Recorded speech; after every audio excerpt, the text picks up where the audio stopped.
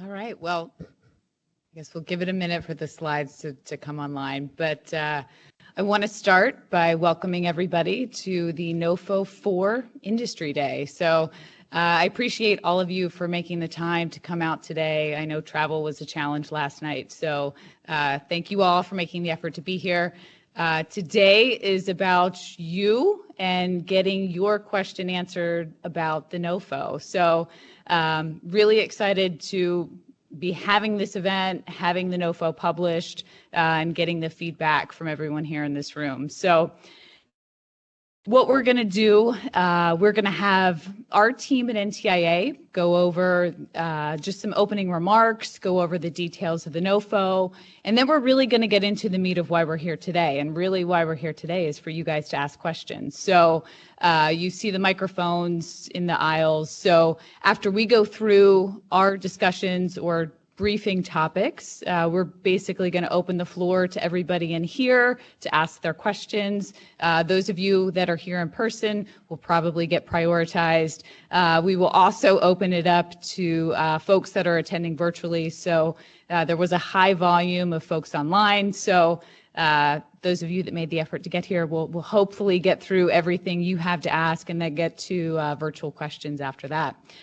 So to kick things off, I'd like to introduce our senior advisor at NTIA, Ms. Trish Paoletta, to give us opening remarks for Industry Day.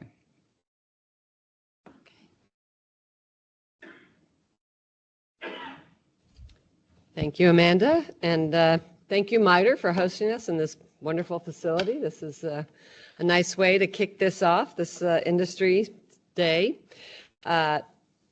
As you know, I'm Tricia Paoletta from NTIA, and I've been working on a lot of different spectrum policy issues, but this one is particularly exciting because, as you know, as we are looking more and more at AI RAN being developed and integrated into radio access networks, this is another way that the United States can help kind of see that opportunity. So this is an exciting day for the whole team. And we appreciate your time and engagement here, whether you're joining us in the room, which we really appreciate, or virtually, online. On July 14th, NTIA published the Public Wireless Supply Chain Innovation Fund Solutions for AI Native RAN NOFO on grants.gov.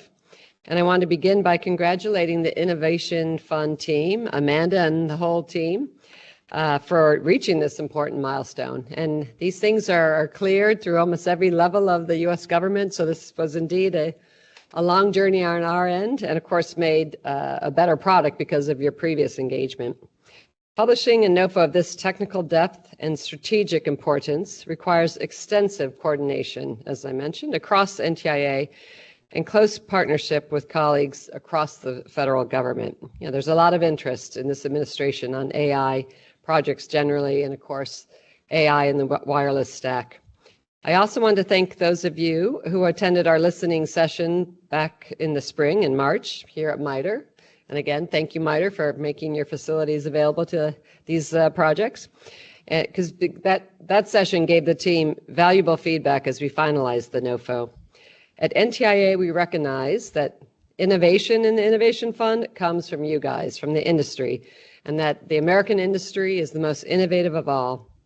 This funding opportunity not only supports the statutory objectives of the Innovation Fund, which was established in the previous administration, but it also directly supports this administration's priorities, including the AI Action Plan and the AI Export Executive Order, which aim to drive innovation, strengthen secure AI infrastructure, and support the next generation of wireless networks.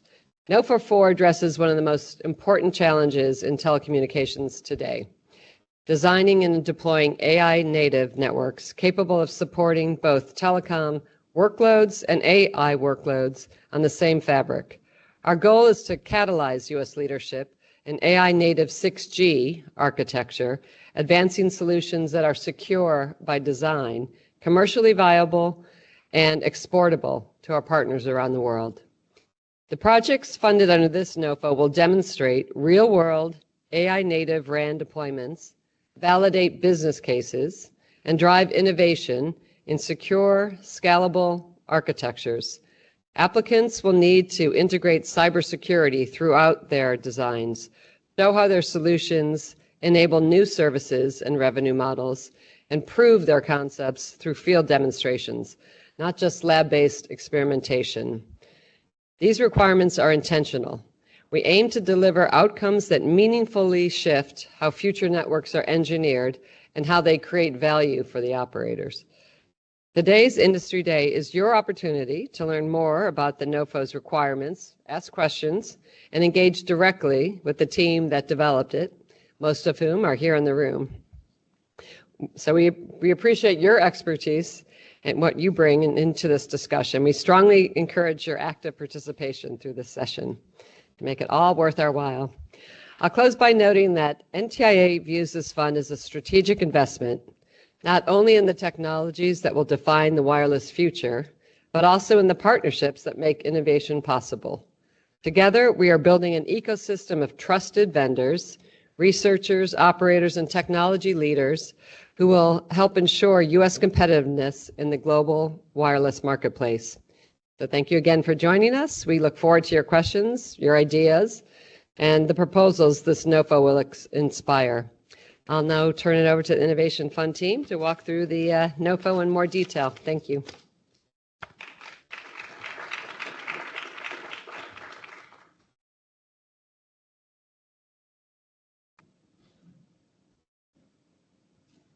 All right, thank you, Tricia. Appreciate you kicking us off. So to get started, I'd like to ask my team to come and sit up on stage as we go through the details. So Richard, Lynn, Brad, Larston, if I could have you guys sit on stage so that they're queued up and ready to answer questions as we go through the briefing material.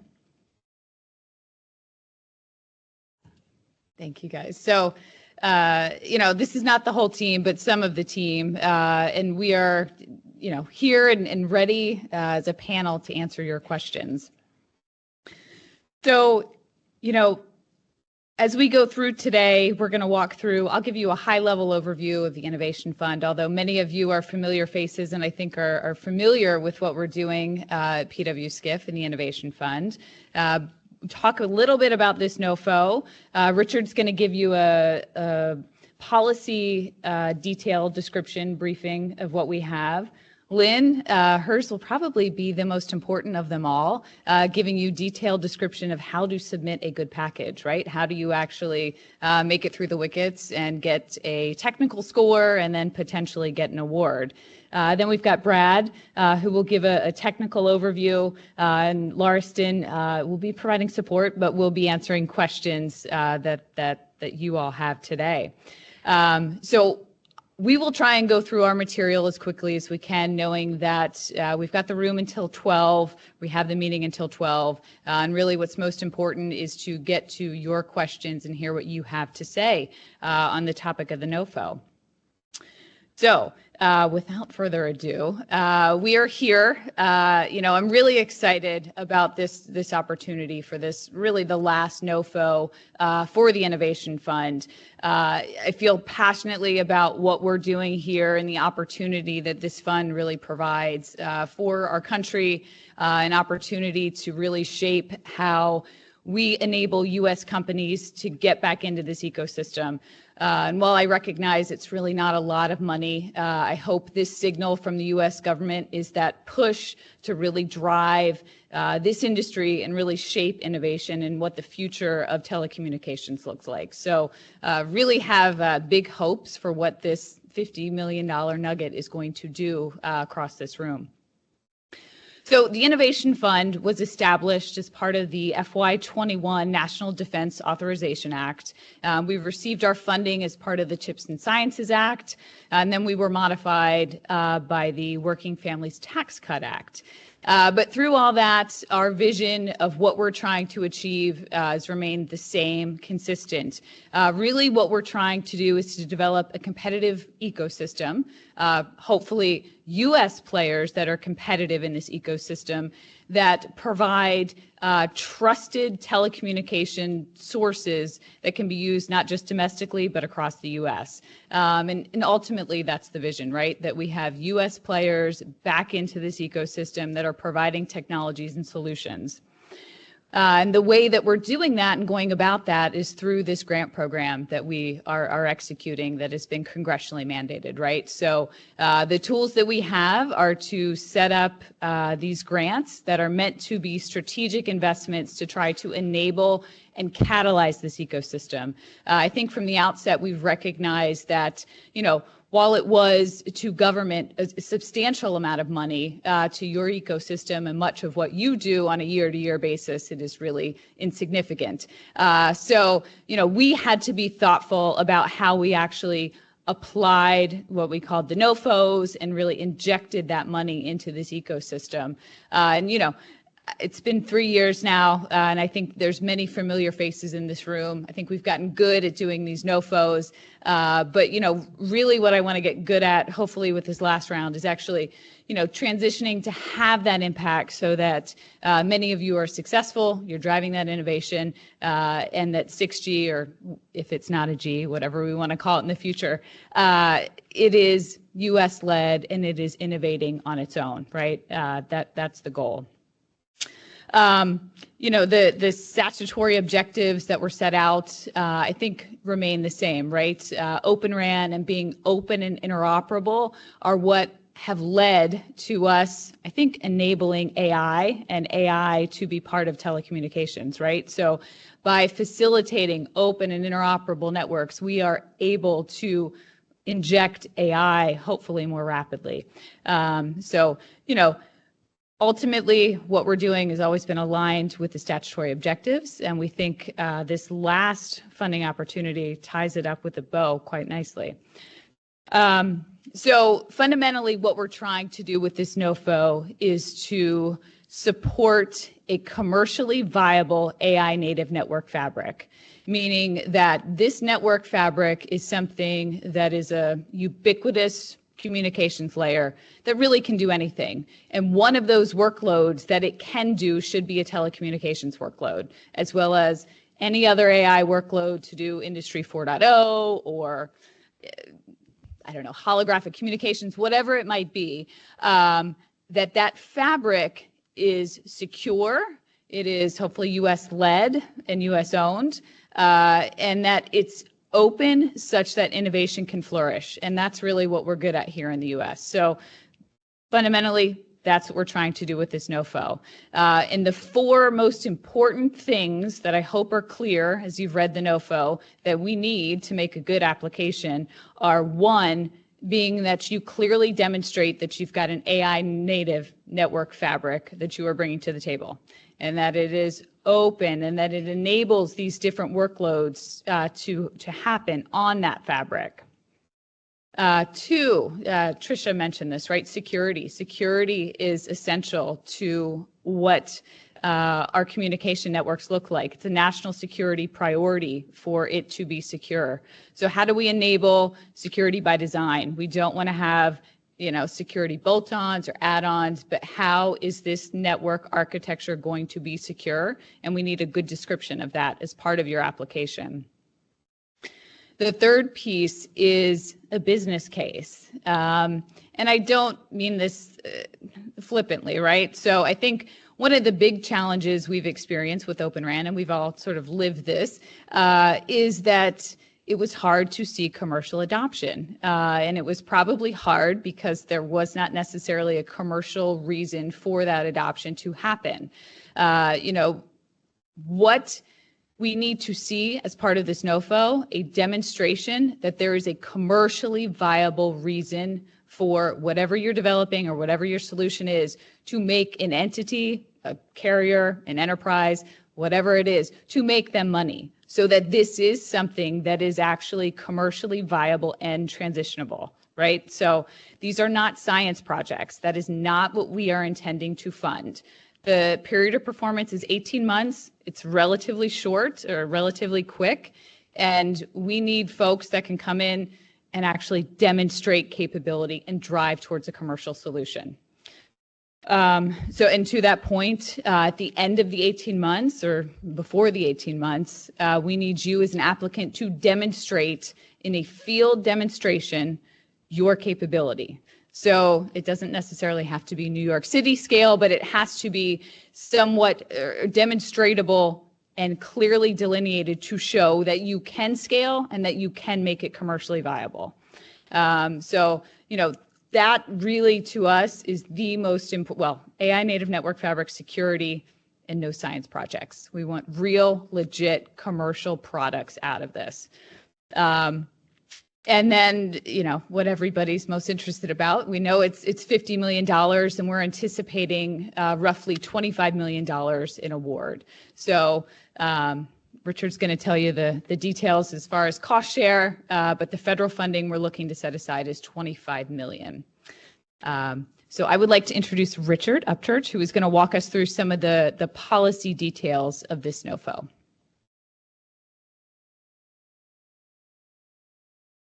All right, thanks, Amanda.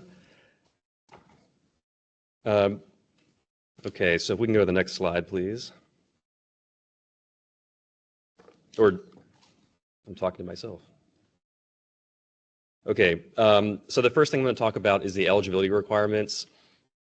These are, of course, very important because you have to follow certain requirements in order to be eligible to apply. If you do not meet these requirements, then your application is not going to pass the first round of review. So generally, eligibility is quite broad for this NOFO, as it has been for previous NOFOs under this program. All applicants must be a U.S. entity, and that means that they must be organized under the laws of the U.S. with their principal place of business in the U.S. You will notice in the NOFO that we define the terms applicant and participants differently.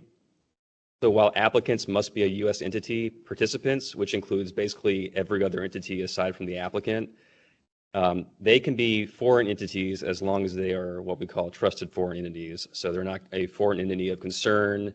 You'll see in the NOFO under the ineligible entities section, I believe it's 2.2.2, there's a list of basically lists that have what we call foreign entities of concern and covered nations of concern. Amanda mentioned cost share. So we are requiring a minimum of 50% of the cost of the project to be shared by the applicant and the participants. This can be cash or in kind. But the reason that we want to have cost share in the first place is because we feel like it's a way for the participants, the applicant, to effectively have skin in the game, to be invested in the project. It's also a way that we like to try to, spend taxpayer dollars more effectively. And we think that essentially we can get, we can all get more bang for our buck in terms of quality projects by having both private and federal funds,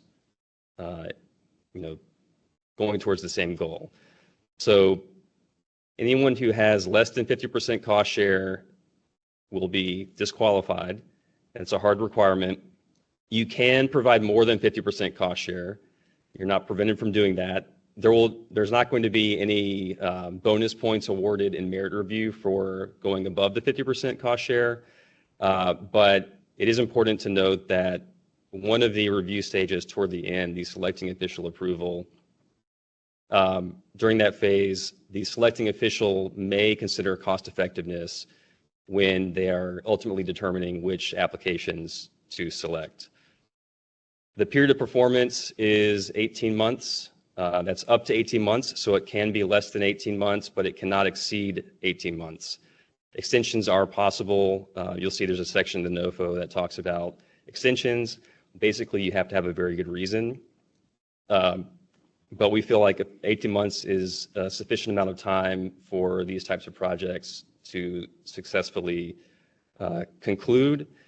And also, on the Innovation Fund, we try to move quickly, we try to be agile. And so we feel like 18 months is a good balance between what's achievable and trying to, get these projects out in the world as soon as possible. And finally, the place of performance. This is very important. All activities under the project must take place in the U.S. So no activities are allowed outside of the U.S. That includes design, development, testing, and field demonstration activities.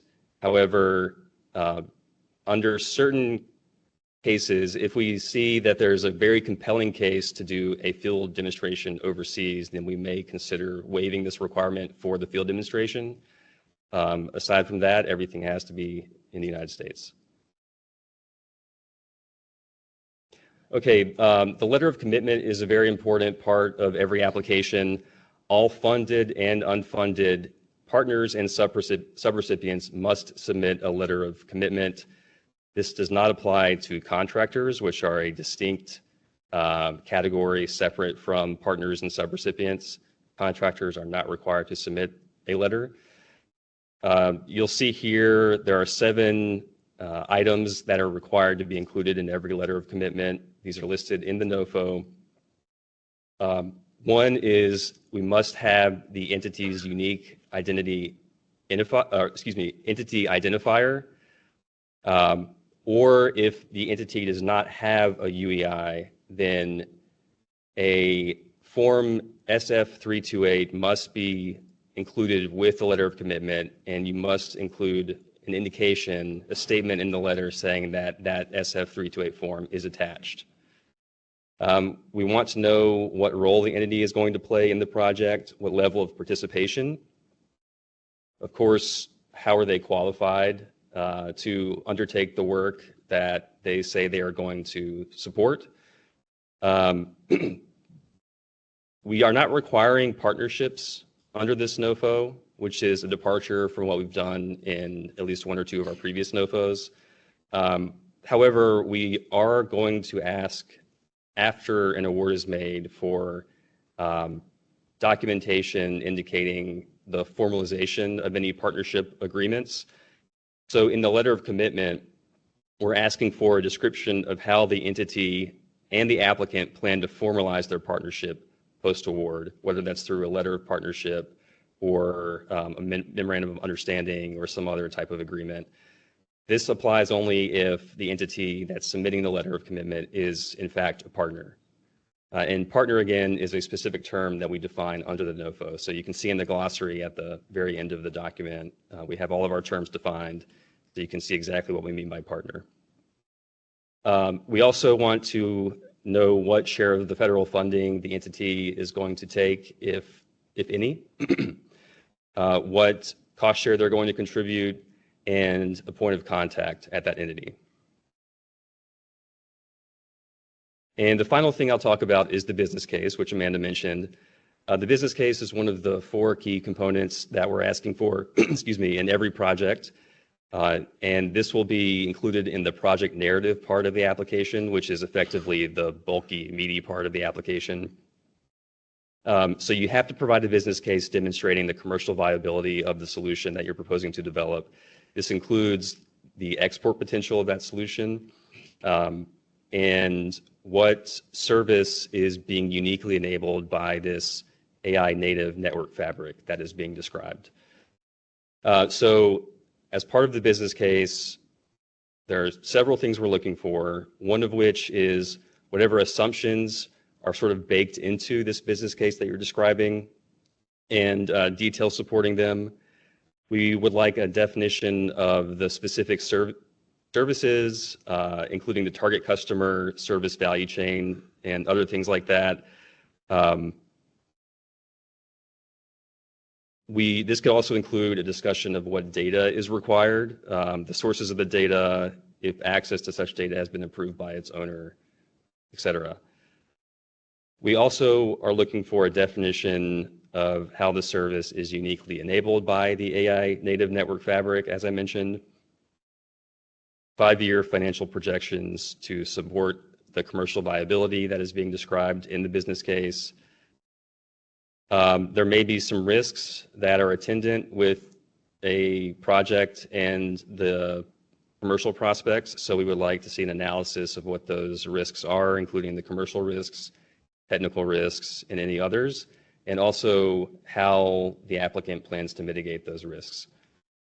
And finally, a description of how the solution will help the export of U.S. AI tech and increase the U.S. share of the wireless communications market. And this is very important because, as both Tricia and Amanda mentioned, a key goal of this NOFO is to enhance U.S. AI leadership and to develop solutions that are secure U.S. solutions that can be exported abroad to our partners. Okay, so now I'll turn it over to Brad Hunt, who will talk about the technical requirements of the NOFO.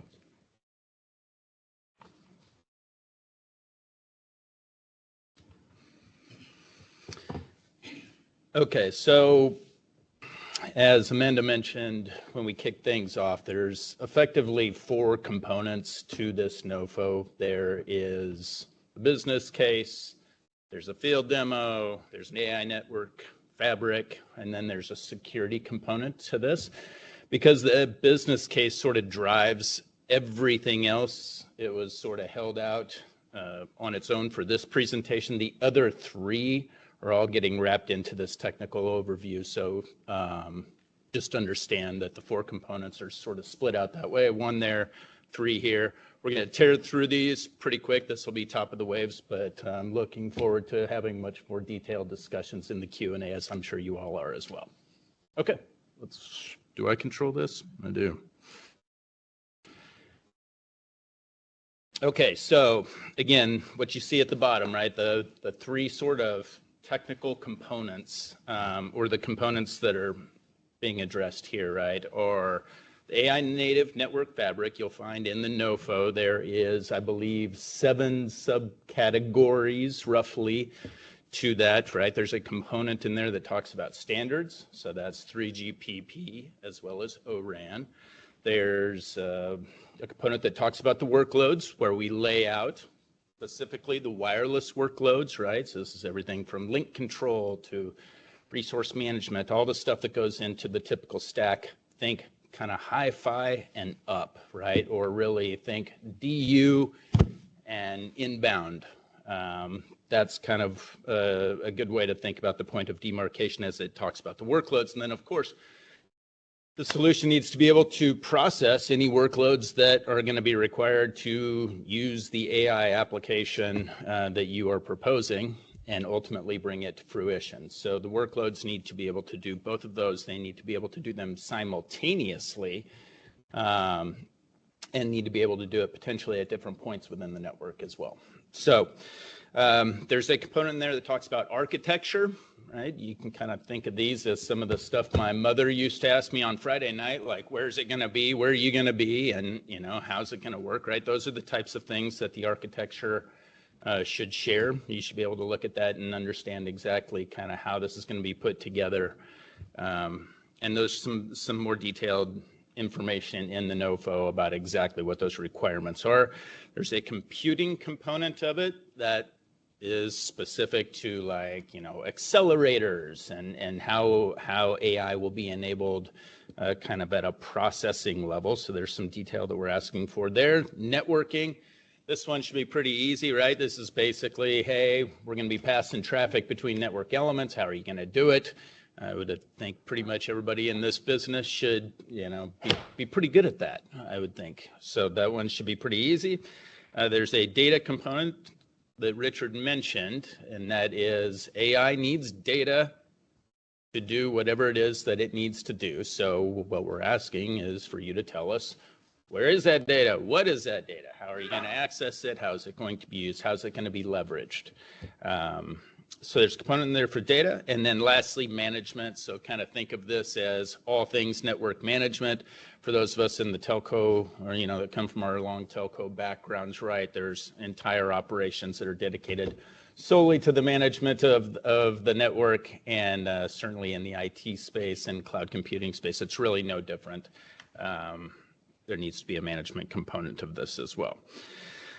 Okay, so let's go on with this. Oh, we will, for just everybody's edification, the technical maturity, there is no requirement on a technical maturity level coming into this thing, right? But what we say is that when this comes out, you have to have a prototype.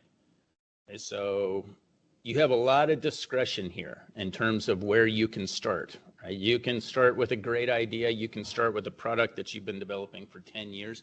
There's nothing in the NOFO that necessarily precludes you from jumping in regardless of where you are on that scale, as long as you can produce a working prototype when this thing's all said and done. Okay, so we talked about this a little bit, right? The standards, right, are going to be 3GPP and ORAN on the Alliance specs. You have to be able to define how this network fabric is going to concurrently handle workloads that are both telecommunications based as well as whatever the AI application is that you are proposing. And then again, there's pieces in here around all the other stuff that you see that ultimately make up the 7 subcomponents, which is the architecture, the computing, data management. Okay. Now the field demo, it needs to be done in a field environment that is going to be similar to that which you would ultimately push this thing out into the market with, right? So,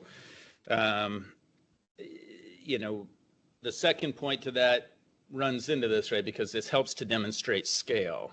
And for those of us that are in the business, we understand that there's, you know, a lot of the difficulties in adoption, specifically in wireless telecommunications, comes from the fact that we are a capital intensive business, right? There's radios and cables and connectors and stuff that has to go out actually in the field and be deployed for it to work, right? Software, on the other hand, is much simpler, right? Software is very scalable because you can just drop it onto a server here. You can drop it onto a server in Atlanta, and I can do that over a 5-second FTP, right? That makes things easier. So scale is important here, and I would urge you to keep that in mind, because if your demo involves you having to construct a whole new plant, that might be a touch difficult and maybe not as scalable as perhaps you had initially thought.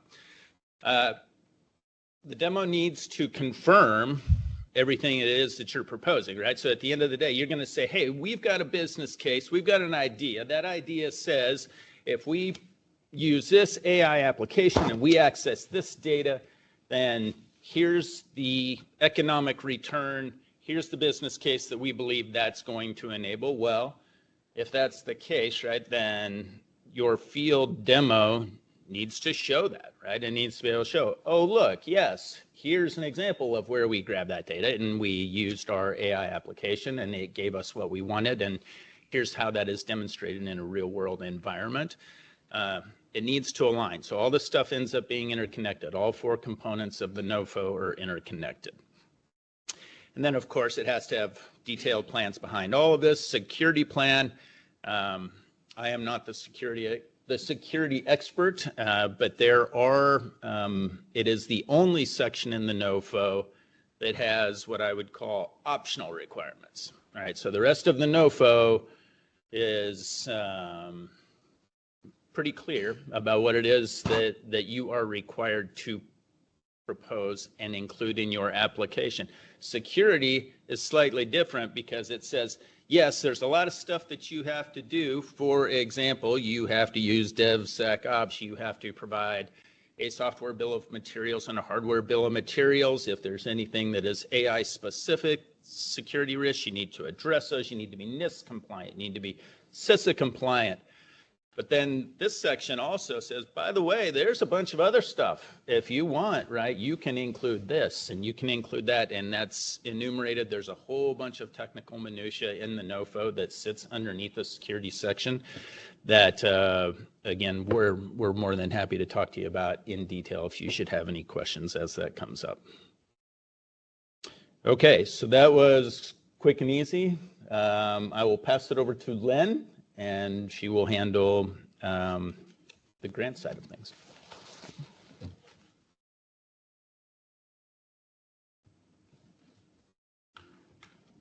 Thanks, Brad. Good morning, everyone. Amanda has hyped me up to be the highlight of today, and I hope I can somewhat deliver. You may wonder, why best practices for grants?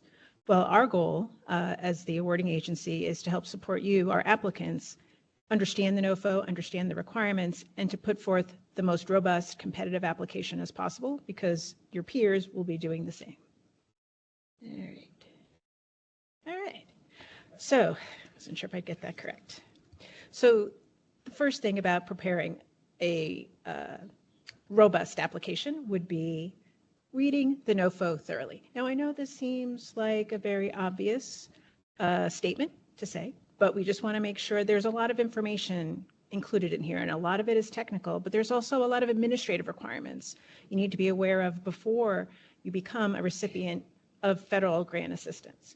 So we encourage you to read through the document and make sure that your team that will be doing some of the day-to-day work supporting that also have an understanding about the requirements that we've put forth in this process. You'll also see, I can't see, excuse me, sorry. Okay. So when preparing your application, we've indicated in the NOFO some page limitations. In some cases, it's recommended, and in some places, it's required. For example, the technical proposal is limited to 50 pages. And when you hit 50 pages in your application, we will remove the pages from 51 on. So please ensure that you are concise, succinct, and detailed in how you explain your project, meeting all of the other requirements.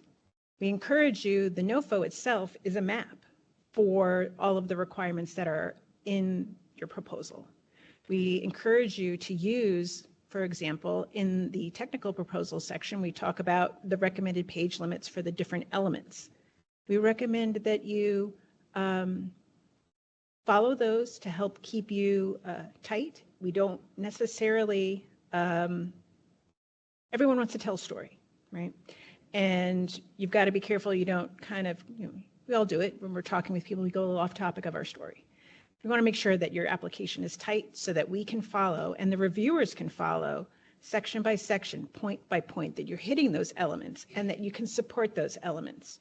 We've seen in the past where people talk about, our applicants have talked about compliance with the cybersecurity requirements. And they just say, yeah, we follow CISA. Yeah, we follow this, we follow that, but not really saying we follow it by doing the following and being able to demonstrate that, yes, you do have an understanding, not just regurgitating back to us the requirements that we outline in the document. Also ask you to please check your math. There is a budget spreadsheet that I'll talk about a little bit later, but that is included in grants.gov in the, I believe, other resources section, and there is a template there. I will tell you that if you do not use that template, the one that's in there today, your application may be disqualified. If you PDF it, you add rows other than just adding rows because you have more than 15 or 20 items that you want to include, that's one thing. But creating a whole new spreadsheet to accommodate your process isn't advisable. We really want to keep this information so that our reviewers, we look for the information, they can find that information quickly, and they can proceed and understand what you're trying to accomplish with your narrative and your budget. And again, I will reiterate, familiarizing yourself with the federal grant requirements, which is a 2 CFR 200. And in the NOFO, there are many, many hot links that can take you to the different sections, whether it's talking about procurement or it's talking about cost share, indirect costs. There's a lot of information in 2 CFR. That's our grants Bible. And that can certainly provide you with a lot of information about what, if you are successful, you'll be required to do. So at the beginning, submitting an application through grants.gov. Now, in order to register in grants.gov, you need to be registered in sam.gov. If you're not familiar with sam.gov, that is what used to be, you get a UEI, and that was the DUNS number if you've been around grants long enough, federal grants. But now it's called the UEI, and sam.gov has the registration. You need to get an account, and that is for the applicant, just for the person who's actually entering the information in grants.gov and submitting the application and would be the direct recipient. We go into this in great detail in the NOFO, so please take an opportunity to really skim through this. And first and foremost, make sure you have a sam.gov UEI. And make sure that your account is active. UEI and SAM.gov accounts only are active for a certain amount of time. So if you've applied perhaps for NOFO 3, double check and log in and make sure that your account is active. It will say right on that landing page where you log in to your account, and it will tell you whether or not your account is active. Now, once you get your active registration, and please keep in mind, it could take you a couple of weeks to get the confirmation of your SAM.gov registration, so please don't wait till September 1st to do that. I recommend you do that first and foremost if you do not have one already, or to check your whether or not your account is active.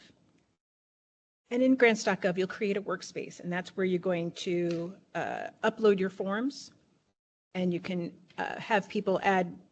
There are so many different pieces to our application. Someone can upload this, upload that, but make sure whoever is the final person who's going to push that button, you have reviewed and approved all of the materials that are in your application, because that is what we're going to review. Oh, and to reiterate, the application deadline is 11:59 p.m. on September 9th, 2026. That's Eastern Standard Time. Okay, so some of the application requirements. We've got a whole laundry list of federal forms that are required. We also have the budget narrative, indirect cost, the project narrative, which is what we used to call the technical proposal. We have the work plan, intellectual property plan if you plan on patenting any of the inventions that result from these grant funds, the letters of commitment, resumes of key personnel, domestic content, and then there's other. I will say for other, referenced earlier by Richard, was the, if you opt to have field demonstrations outside of the United States, that would be something to request a waiver for in your application. If you know already that that's the only way you're going to be able to achieve it, ask for it now. It's not certainly going to detract from the success of your application or not. You make the justification just as you would perhaps post-award, but if you already know that that's going to be an issue, please submit that up front. And it's just a very simple request with an explanation. Some lessons learned from our prior NOFOs. Please do not merge all of the attachments that are required in your application into a single PDF document. Please don't do that. The individual documents should be separate PDFs except for the budget narrative, which is the Excel file that I referenced earlier. You can see in the NOFO, we list the merit review criteria for which the applications will be evaluated.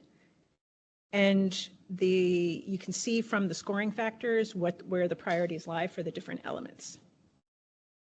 And just to follow up on Richard's comments about the letter of commitment, we list the requirements of the letters in the NOFO. And just to, for those of you that may have applied for, I think it was NOFO 3, we had to have separate letters signed by each partner. That's not the case this time. We have one letter with all of the information listed for each of your partners. So hopefully that will ease that burden of preparation, that letter of commitment. Now, just to touch on our mandatory forms, which is the SF424 and the 424A, that is a government-wide form used by all federal assistance applicants. And what we will do as the application process proceeds, or the review process, we will ensure that your budget, your 424s, and your documents all align. So that way it's clear that you've checked your math, and we're clear on what you're exactly applying for and how much cost share you are contributing to the project.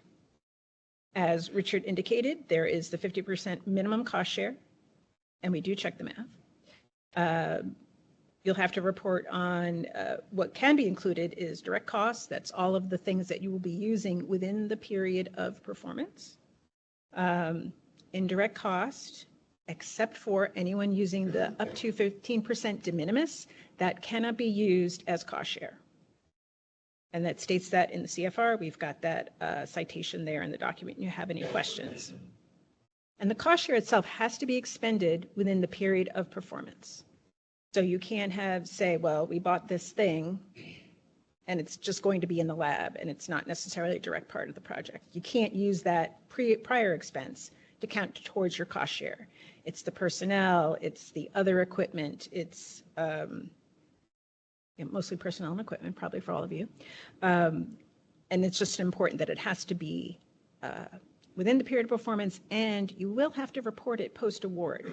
For those of you that are already recipients of our grant funds or other federal programs, you have to complete the SF-425. That's the federal financial form. And on that, in addition to your expenditures of the federal funds, you'll also have to report your expenditure of your cash cost share. Just so that's clear, that has to be reported, and that is monitored to ensure that it's spent commensurately as you spend your federal funds.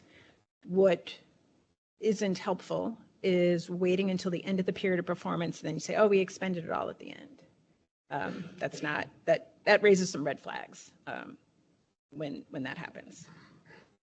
Okay, so preparing the budget narrative and justification. It should be in alignment with the 424s that I just referenced earlier.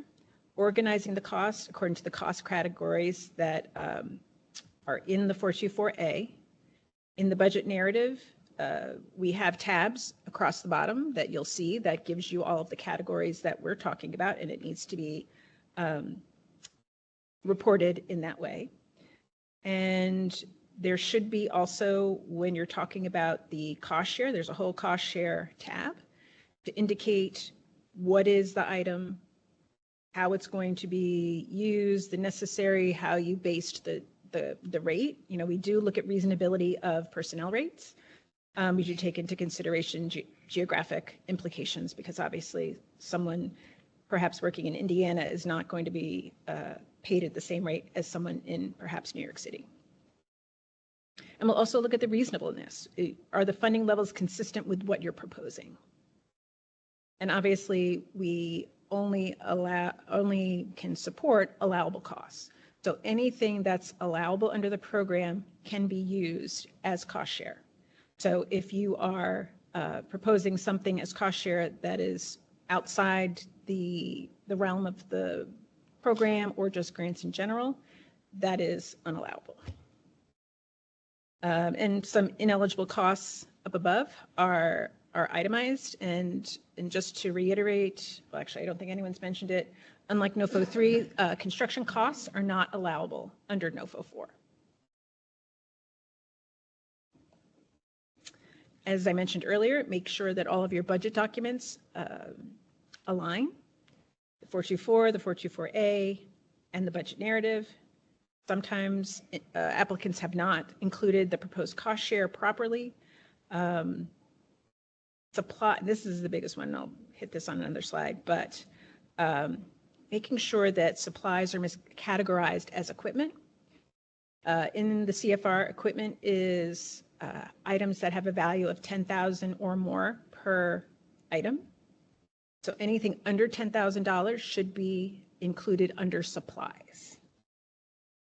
And again, some best practices, making sure your application meets the 50% cost share minimum, indicate what is going to be paid for by the grant and what is being paid for by your organization, and following the guidance that we provide in the NOFO. I think that in and of itself, it's detailed, but the details are there. Okay, so talking about the indirect cost agreement. The indirect cost agreement is something very specific. It's not necessarily any other agreements that you may have with the Department of Defense/War. These are very specific to federal grants outside of that process. We do work with our partners, NIST. They would be the entity that would negotiate that indirect cost agreement. And if you are seeking an indirect cost agreement, you would just need to indicate so in your application. Alternatively, you can, we have something called the de minimis rate, and it's up to 15% of the modified total direct costs, and that can be calculated using the information in the budget worksheet to be able to calculate it that. And you can charge up to 15. If you only need 10, you can take 10, but it can't exceed 15%. And that you don't need an agreement. You just need to ensure that you've calculated the base correctly.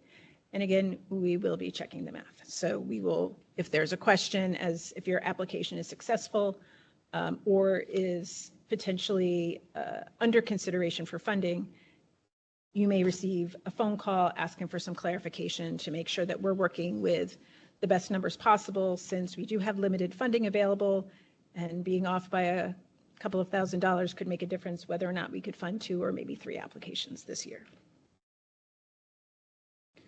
All right, so this is, I think, one of my last slides, but the NOFO indicates 1 application per entity, and we'll validate that by UEI number. And each application can only have 1 project. So it's, I believe in NOFO 3, applicants could submit up to 3 separate applications. That's not the case for NOFO 4. So it's only the 1. All right, so let me just make sure before I hand the mic back to Amanda, I've hit all of the highlights here. In terms of the best practices, please make sure you use a logical naming convention. You know, if it's the technical proposal, please call it the technical proposal. If it's the intellectual property plan, please label that as such. And please start compiling your materials before the 9th. The importance is that the grants.gov will shut down at 11:59 p.m. on the 9th, and we will not be accepting any applications after that. And applications are only accepted through grants.gov. And I think there was one other thing I wanted to highlight, but of course I can't remember. Yeah, please just follow the structure of the NOFO, and that will certainly put you well on your way to putting together the most robust and competitive application as possible. So thank you very much, and we look forward to seeing your applications.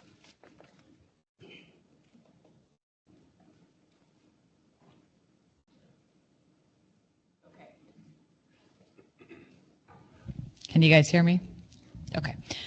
So last time at the listening session, I stood the whole time, which was not advisable. I'm hoping that we do have 2 hours worth of questions. So I'm going to sit.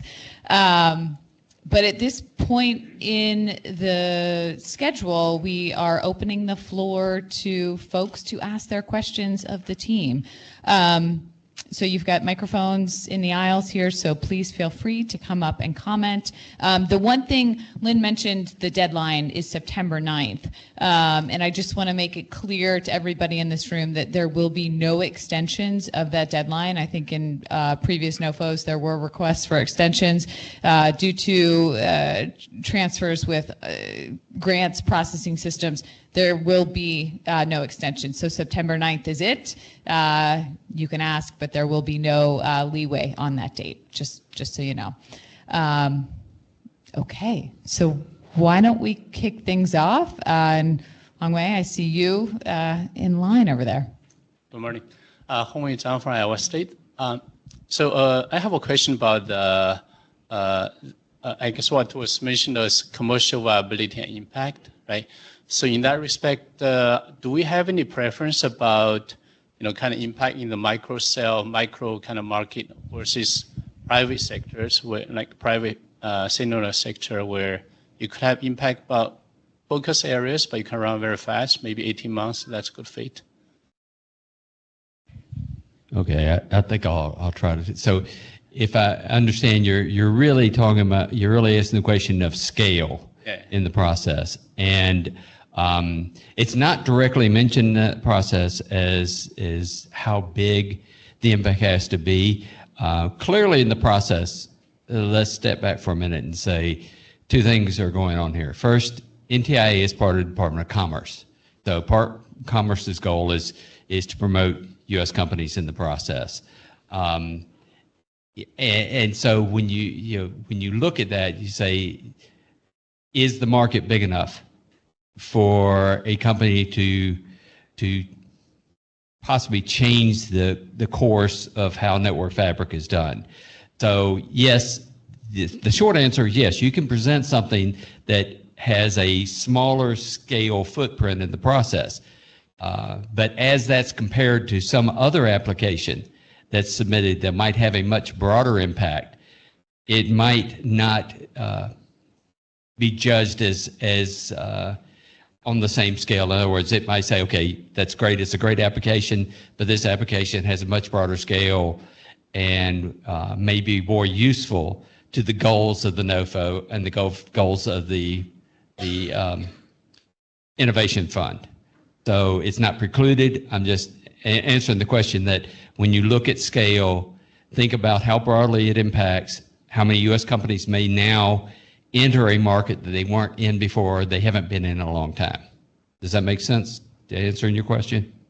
Yes. If I may, a follow-up question. In terms of scale, are you thinking about the scale of the market segment or the scale of the field demonstration you are? Okay, both. And here's how. The scale of the market segment is very important. Okay, because that's the scale of what is going to happen. How do U.S. companies, et cetera, get into that marketplace, and is that marketplace big enough for them to have an impact on the overall telecom environment? So that's important in the business case. Then as you look to the demonstration, the question is really, have you demonstrated it well enough that we understand that this can scale to that large area? It doesn't have to, you don't have to, as Amanda said, you don't have to do New York City in the process. Or in your case, you guys don't have to do every precision agriculture activity in the world. But you have to be able to show that because of the way we demonstrated this, it's clear that it can scale to the level that was in the business case. Thank you. And if you can state your name and organization. Hasib Akhtar from Ericsson. So this is related to the AI native network framework. So you guys have asked for supporting core in the NOFO. So what does that mean? Does it include all core NFs or the core related to the RAN? The core related to the RAN. Okay. Can I ask another follow-up? Okay. So this support of specific applications, the AI workload that you have asked for, like the NLP, computer vision, generative AI, these examples. So are these like RAN AI applications or non-RAN AI applications? What is the context here? We don't require, they can be either in the process. So none of them, well, you need to have an AI applications. That's a requirement. Correct. But it doesn't matter whether it's a RAN like link adaptation, like you mentioned, Brad, or it could be something else. Okay, okay, I understand your question, and it's a very difficult question in the process to answer, because what we're trying to say, let's step back for a minute and say that we're talking about, I'll try to answer it this way. We're looking in the end that this is a converged network. We can use those terms if we want to, a telecom and IT and AI converged network fabric in the process. So does the AI component have to be solely impacting the RAN network, such as some sort of performance enhancement to, let's say, spectrum efficiency? No, it does not in the process. What has to happen in the process is that we're looking for is that application, is that AI workload operated at various points, or can operate at various points within the network. And hopefully we're seeing that it's pulling off data that is specific to the RAN as part of its process, but it may not be directly operating on the RAN. Do you understand what I'm saying there? No, I didn't. Sorry. No, I didn't, because so what I'm saying is that if you want to follow the 3GPP specification, then you need to have a core network in somewhere to terminate the applications, right? And then you're going to have that for orchestration anyway. Yes. Right? Like, it's not going to work without it. Yes, but for example, if I wanted to do a link adaptation, AI aspects of it, to do the inference training and data processing, I may not need the core to prove that aspects. I still get a spectral efficiency out of that, and that does provide the value, right? Does that satisfy the NOFO? That would satisfy the Yes. Yes. Thank you. Good morning, and thanks for hosting this. Dr. Walt Magnuson, Texas A&M University System, and we're kind of a niche player in this. Basically, what I'm here for is really teaming opportunities, and I guess I have kind of, obviously, it's kind of a self-serving plug here, but also really a question on what's the best way, in your opinion, to go ahead and let other people know what your capabilities are so that you can set the teaming arrangements? I mean, to me, the demonstration part of it is one of the harder parts to do. Everyone's got a lab, but very few people have got an extensible range that you can really go ahead and demonstrate the stuff on. So what do you guys think are the best ways of sharing those capabilities? I think you just, What I just- Walt, I think you just did. Yeah. Mission accomplished. Yeah, I mean, I think there's going to be, my expectation is that I would be exceedingly surprised if one applicant stepped in and said, yes, we can do everything here under the sun, right? Right. What I would anticipate seeing as a more likely scenario is, hey, we're a company and we're pretty good at this, right? But we're going to partner with these other guys to provide that and to provide this. And there's several different, there's lots of different places in the NOFO where different companies or educational institutions could potentially fit in, right? I would encourage you to find what you are great at and go hustle it in the marketplace, right? I mean, I don't know any other way to put it. Yeah, I don't think we don't have a vehicle within the website to do that. We don't, but I mean, I would hope today use this environment to help share that, and you're letting folks know you're open to teaming is helpful. And just if anybody's interested, part of the shameless plug, I brought some brochures along with me of our capabilities. Give me afterwards. Thanks. Hi, Jim Dolan, Aeronaculus. Question for Lynn. The letter of commitment. So we got tripped up on this last time. So it should be one letter with a. Sorry, and I spoke, I think, earlier, so it's. Oh, sorry.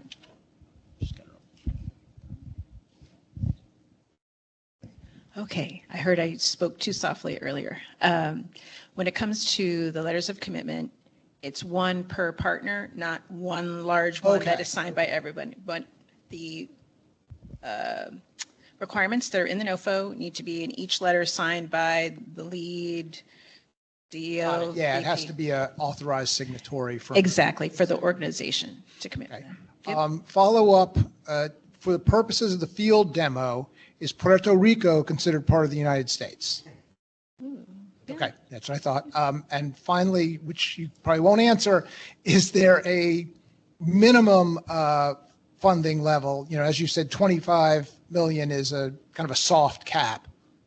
Is there a minimum beneath which you don't feel that you would be meeting the requirements? Based on our research and the work we did to develop the NOFO and estimates on our part, we had assumed to take on the level of demonstration and put together the solution, we estimated it would be roughly 25 million. If there is a applicant that thinks it is significantly less than that, they'd have to put together a pretty compelling description in their application describing how they can achieve all of the aspects of the NOFO with their given budget. So if it is less, clearly describe how you are going to do that. Okay, thank you very much.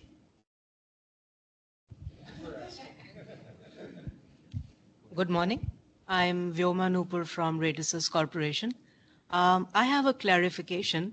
When you use the terminology AI native network fabric in the NOFO document, is that equivalent to AI native RAN solutions, or is there a different interpretation? No, I mean, I think at the end of the day, the answer is no. It's not not different from that, right? I mean, the AI network native fabric is defined, I think, in the NOFO and specifically, and effectively what it says is it needs to have the ability to, you know, it needs to have AI capabilities designed into it initially, right? In other words, it can't be an afterthought type thing. But no, there's nothing that is discernibly different, right, between this AI network fabric and an AI network fabric that would process telecom workloads like they normally would be. Okay, thank you. As long as they have the ability to do both. Thank you. Hi, Vijay from NC State. I have quite a few different questions, actually. I'll start with the easy ones. This 50% cost share, is that the sum cost share from the applicant, or does it have to come from every subrecipient or partner in the submission? So the application will come in with a prime or a lead applicant, and then their subrecipients. So that whole grouping, consortium, whatever you want to call it, that applicant, the total sum has to equal 50%. So however, amongst that grouping, you decide to get to that 50%, that is up to the grouping. And in many ways, this NOFO reminds me of NOFO 3 track 1. Which was about making more revenue, right? So is that the intuition here, that we want to see the value proposition of this AI RAN? As of today, when we look at the community, right, everybody's trying to figure out, even big companies like ChatGPT and others are still struggling to make a case for AI, especially given the cost in terms of GPUs or the water or whatever that could be. So what is the value of revenue for you? Like, are we gonna make that delta amount more, or is cost saving also a part of revenue definition that you might have? There's nothing in the NOFO that precludes an efficiency play, right? That says that the business case can't be enabled on a bottom line efficiency play versus a top line play. There's nothing that precludes that. Okay, so cost saving or efficiency could also be a definition of correct. Now I would generally say to the audience, right, like efficiency plays are notoriously difficult to prove out, right? Because there's so many other variables in the radio access network that affect that you may find yourself challenged in that capacity. But yes, there's nothing that in the NOFO that stops you from building your business case based on that. Let me add a little philosophy here in the process, just so we're clear. Is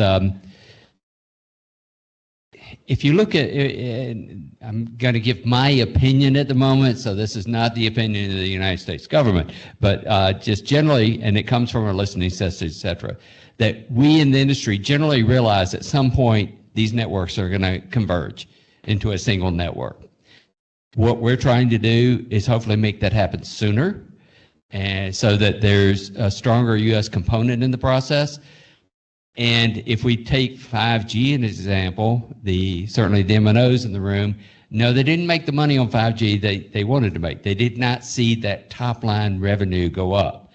So yes, an efficiency play is a good play, but is it going to be enough to build a model that changes the network fabric in a manner that would cause that convergence to occur at some point sooner in the timeline?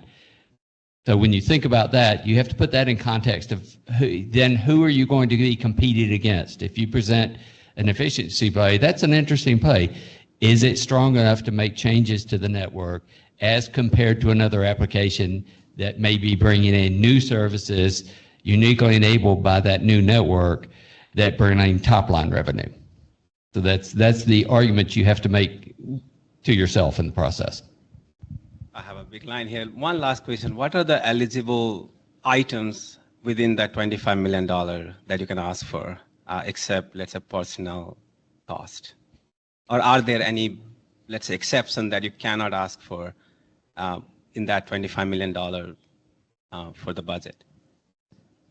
Well, in terms of ineligible items, we don't specify other than what is ineligible in 2 CFR 200. But please keep in mind that I think Richard referenced earlier the countries of concern and vendors that are, what's the term, Richard? I'm sorry. I can't remember. Yeah, there's a section in the NOFO that talks about untrusted vendors, and basically you can't procure equipment or supplies from an entity that is on one of those entities of concern lists. Section 2.2.2 is the ineligible entities list. So, you can, as long as you're not procuring equipment from any entity that would fall under one of those lists, then you should be okay. And the equipment should be necessary for the execution of the project. Yep. Good morning. Good morning. Anand Chandrasekhar, IRA Technologies. I have 4 questions. 2 on the AI native fabric. You guys did a fantastic job keeping it broad. Unfortunately, that raises questions that we have. So I'll start with 2 of mine. That fabric could be at the network layer, RU, CU, DU, you can at some level conceive of it there.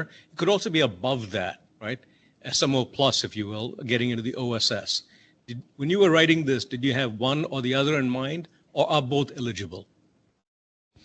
Yeah, I mean, I think, personally, yes. Do I have one in mind? Yes, it's the radio access network, right? Now, that having been said, we firmly know and acknowledge, right, that there's a lot of other data that runs on the network that sits outside of just the RAN, right? So the stuff, all the orchestration, the OSS, right, all that stuff is potentially in play here.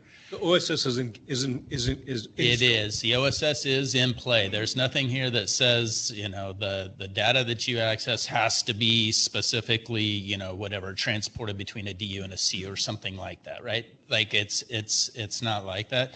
Now, that having been said, I would tell you, if I was a reviewer and I received an application and it had, oh, here's an AI application that is completely decoupled from the RAN, right? It has nothing to do with it, right? It's a marketing database somewhere. I would, that to me would kind of miss, I believe, the spirit of what we're trying to do here. But yeah, there's nothing in the NOFO as it reads out that precludes you from doing OSS and BSS. Let me add to that just for a minute that, and once again, I'm making an example. Certainly everyone's talked about distributed inference. And so in that process, distributed inference exists in very different levels, whether it's the OSI model or whether it looks physically, where does that processing occur? So an application that, as Brad said, is decoupled, if we want to say, from a lot of the RAN, probably doesn't stand up as well against an application that it has RAN components as possibly, and then higher level stack components. Understood. So following up on the answer you gave, if the OSS is in scope, and I understand the RAN clarification, right? That almost could lead to I'm not precluding what I'm about to say, could lead to a software-only solution. Mm-hmm. Is a software-only solution in scope, or does there have to be a hardware component to this? No, it sure could be. It absolutely could be. All right, great. That was one of my questions on that. Second one is, how strictly is simultaneous AI plus mobile telecom workload? So follow up, I guess, on the previous gentleman's question. How should we be interpreting that, right? And then from a running standpoint, does it have a physical cluster or could be spread across the network? How should we be thinking about that? Well, it's not step tandem. So, it's just the idea that you've got a processing fabric that can run various workloads. It's not in the millisecond range necessarily. We haven't defined it that way. So if somebody says in this period of time I can run these workloads, then that's simultaneous. As long it's the idea of location as much as it is simultaneity, if you want to look at it that way. So, yeah, I don't think it's, we don't have a specification on that. I mean, it would be entirely possible, right, that you could say, gee, our application is targeted to a specific customer in Atlanta, right? And we are going to have edge computing resources that have the ability to handle those computations in Atlanta, right? But if that's the only place you're going to be doing it, then that would be perfectly acceptable. Okay, got it. Next to easy, I hope. Is there an expectation that we would be contributing to open source as part of this project, specifically Okudu? Or are there points for it, in other words, or is that not an issue? We reference that we like the idea of open source, but we don't require it. Okay, so there are no points allocated. Yeah, and it's clearly stated that way in the NOFO. Okay, thank you. And I think there was a question or a statement from, I think it was you, Richard, that said all development has to be done in the United States. Many of us have dev teams overseas. Does that mean we have to replicate some of that here in order to be eligible?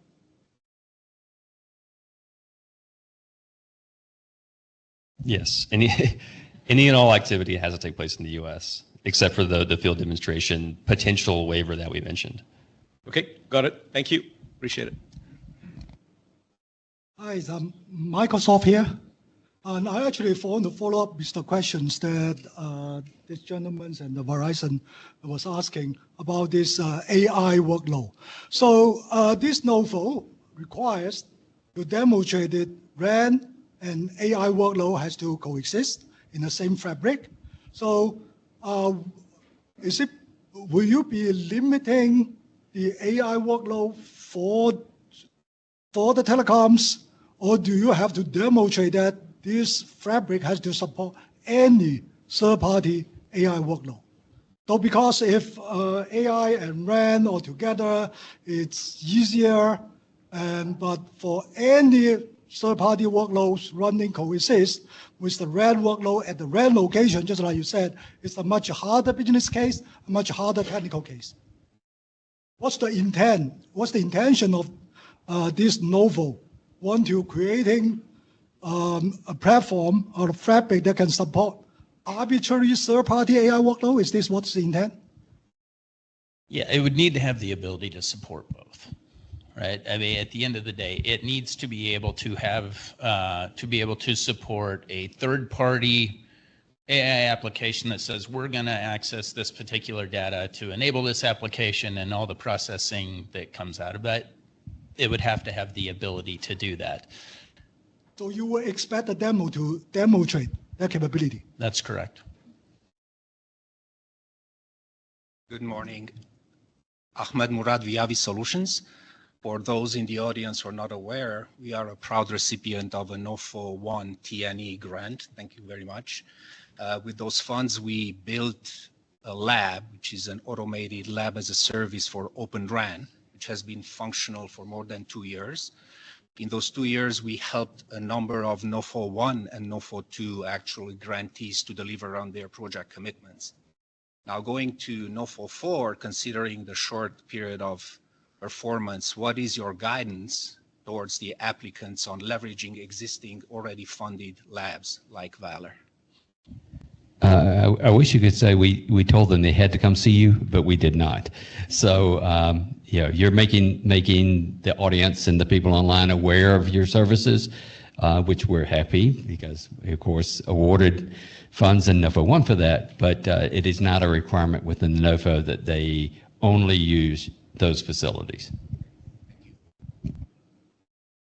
Good morning. My name is Krishnan. I'm from General Motors.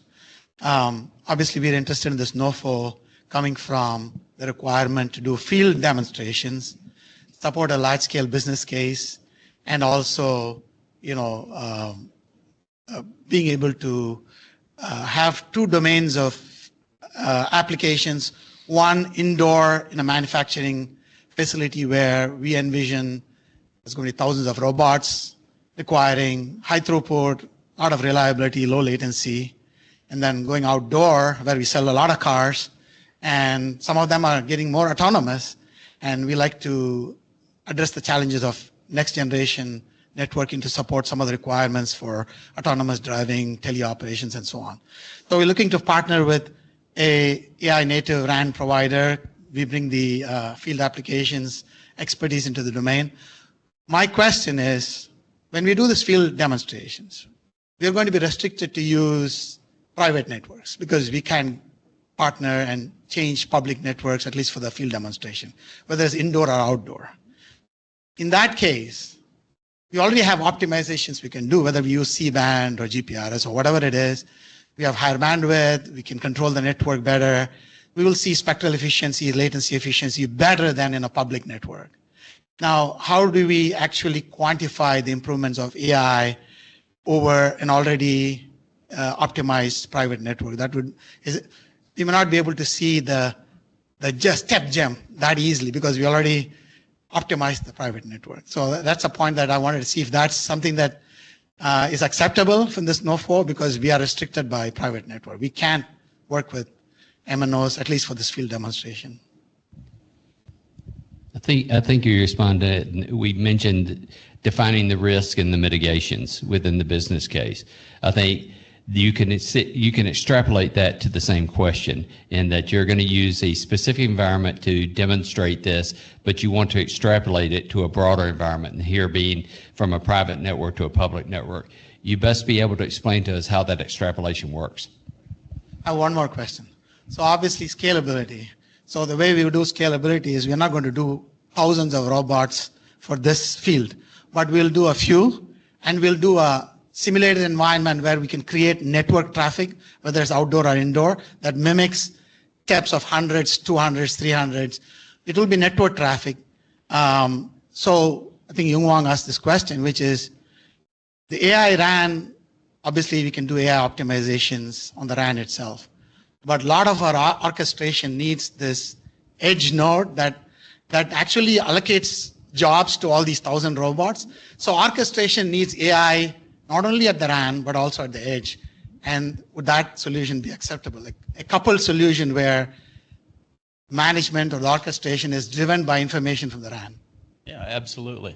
Okay, that lines up well. One of the things I wanted to add to this is we talk about this concept of private to public. And so in that concept, what we're looking for is if you've got a solution that you expect to be deployed on the public network, then your business case has to be attractive to the operators of the public network.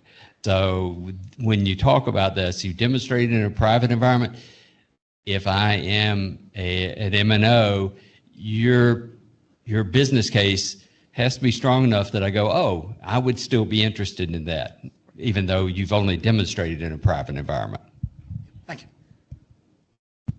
Good morning, everybody. Amanda, thank you so much to you and NTIA for this opportunity for the NOFO.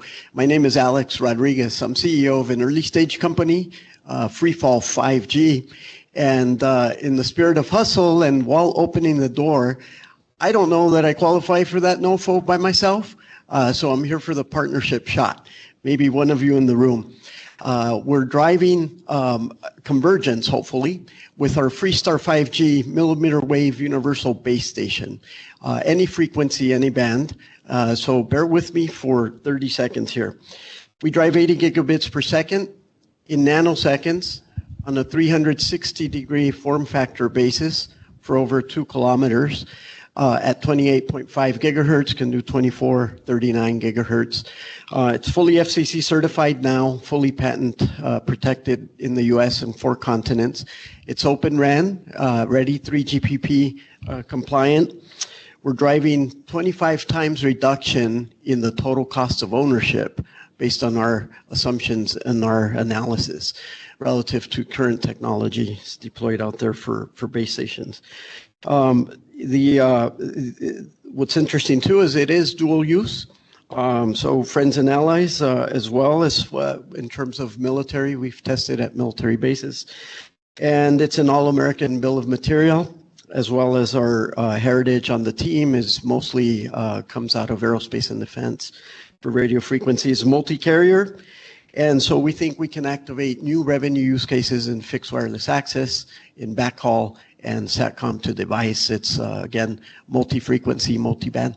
That's my pitch. I'm hoping somebody around here can team up with us. Thank you very much. Thank you. Hi, good morning. Thanks for the opportunity. Nirloy Kundu from Aeronaculis. So first is a general question. Like you mentioned, U.S. companies, meaning you want to promote U.S. companies, but can you clarify what U.S. companies you mean? Like lots of headquarters are outside, but presence in the U.S. and vice versa. Yep. So by U.S. company, we mean the company has to be organized under the laws of the U.S. and have its principal place of business in the U.S. Like principal place meaning like HQ? Is that? Meaning the effectively where all the big decisions are being made. Okay. Okay. Like. Yeah. Okay. Follow-up question or rather comment. So you support Open RAN innovation in the US. That's really good. Now, this NOFO is very specifically like, I gather that you would rather grant 25 million than 1 million, 2 million, 5 million, right? So, and being a startup, small companies, I'm trying to gather partners, as lots of people are, and finding it hard to do this 50% cost sharing, right? So for companies like us, smaller companies, do you provide any concession, or maybe what's your vision behind this 50% cost share? Because when we are trying to find partners, and if we are the prime, it's the onus is on us to get the 50%. So, and for small companies, it's hard to do so. I think as Richard said, the 50%, or it may have been Lynn that said the 50% is across the entire, if we want to call it a team. So while the onus may be on the prime, the applicant, to ensure that happens, that doesn't require the prime to be the person doing all of that cost share. So let's assume for a moment, let's just take a simple math example. There's 10 partners, and one of the partners is going to carry half of that cost share by themselves, so 12.5 by themselves. That can happen in the process. But understand that the way we looked at this twofold. One is we're not expecting a whole lot of development at this point. In other words, there's 18-month pop. There's only so much development that's going to go on. The way we look at this is that along different axes of or dimensions on how you support an AI native secure network, a lot of companies have made a lot of progress along one dimension or another dimension. We're hoping they come together and say, okay, we're all going to get in together and demonstrate that this is now possible. So we're not putting out $300 million and expecting a 4-year pop for development. So that's part of the process of how this thing is actually getting structured. So you're bringing in, whoever is the prime is bringing in partners that have already done some work in the area they need. And we also, just from looking at that and looking across the breadth of what we're asking to have happen, we would be extremely surprised if any one company can accomplish all that. So they're going to reach out to partners in very specific areas. Thanks. To reiterate, the cost share doesn't have to be cash, it can be in kind. Thanks. All right, Scott. Good morning. Good morning. Thank you. I really want to thank you for your hard work and for getting this really powerful proposal to this stage. I'm Scott Fox from the Department of Defense and Future G. From a Future G perspective, we really support the direction of this NOFO, right? AI is already foundational in so much of our work, right? We see potential, we see significant alignment with our work in AI RAN, AI WIN, OCUDU, integrated sensing and comms, spectrum utilization, network resiliency, cybersecurity, and commercial network integration. And the final part of my question, because that was not a statement, is How does NTIA envision coordinating common technical and commercial metrics across the selected projects? And I think, Larson, this will come to you, right? Particularly for simultaneous AI and RAN workload performance, interoperability, security, energy efficiency, and scalability, so that the results can inform the broader federal and industry efforts in AI RAN, Open RAN, 6G, spectrum utilization, and resilient commercial comms. Are you planning to coordinate or somehow allow us to leverage that? Okay. We're the commercial side of the house. Okay, so and within the metrics that we have in the NOFO, we have not assigned points to dual use in the process. So that's your question is difficult to answer in saying that, oh, we're going to look at that. I think conceptually, if someone presents a business case that has dual use components, if we want to take that by example, or perhaps we'll use ISEC as an example, that it's based on ISEC and perhaps it uses ISEC in one fashion for a commercial application that would then be also useful for a USG application, then certainly we're going to look at that application favorably in the process. But do understand that we are not, within the structure of the Innovation Fund, allowed to fund activities that are specifically only for the use of the U.S. government. I understand, but answer the question just then specifically in the industry arena. Are you planning to coordinate across if there's multiple participants, do you expect to coordinate metrics across them so that it can inform the broader industry after the work is done? So, I mean, as you know, Scott, from being in the business as long as you have, right? Industry is the fastest adopter in the world as long as the business case supports it, right? Like it just is. It is the most efficient mechanism to produce change, period, right? As soon as the business case gets enabled. Now, reason why every MNO under the sun hasn't swapped out their radios for the more efficient ones with power amplifiers, right, is because one, it's a capital intensive business and that requires a lot of money to go do that. And two, because the business case behind those power amplifiers has not been pronounced enough to make it a no-brainer for them, right? And so I think, you know, the industry as a whole, right, if somebody comes up with something here and goes, wow, like this is, you know, this is the data that we needed, and now that we can access it, we can enable this AI, you know, functionality that's really going to be a page turner. The industry will pick it up and it'll adopt it. That'll happen quickly because the economics support it.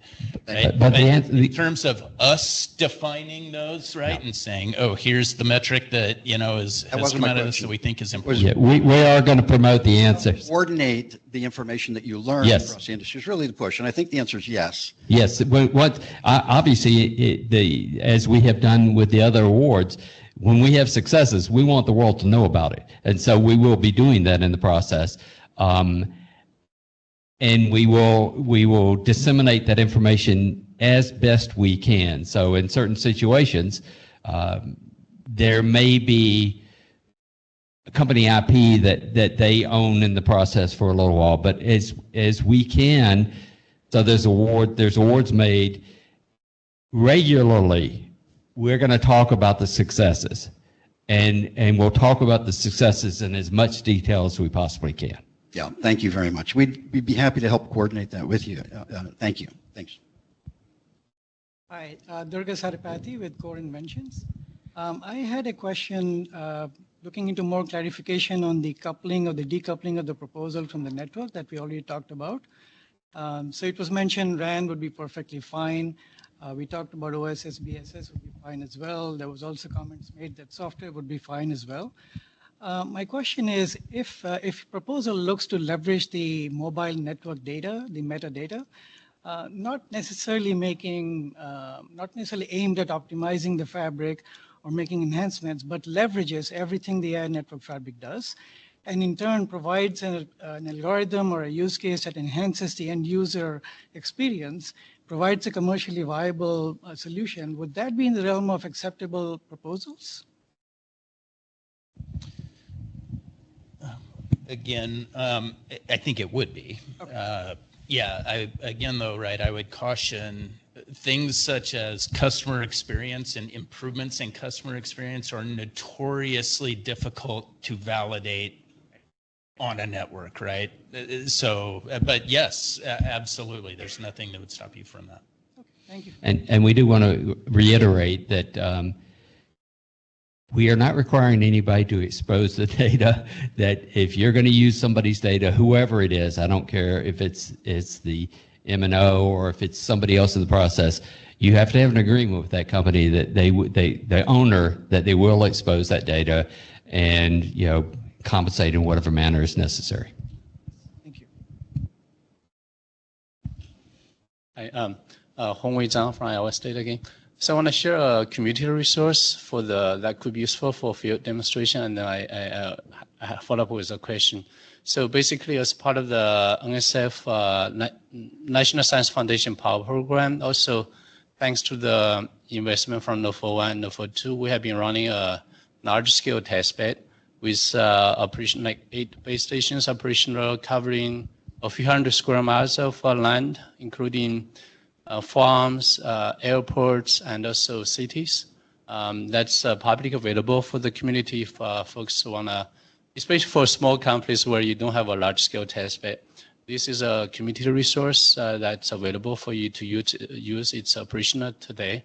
If folks want to chat, I'll be around, happy to chat afterwards.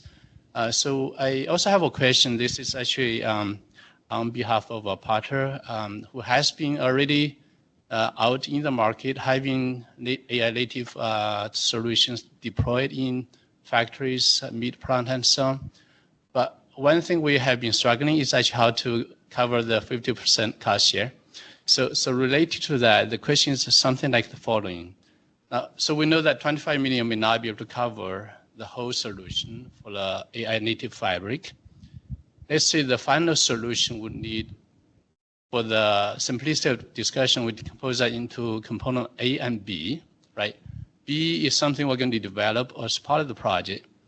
Now, in order to develop B, we would need another component A that we either have to license, buy, to enable the development of the solution. So the question is, could the license for that component A be treated as a cost share? In particular, if that was something developed by the applicant outside the NOFO funding.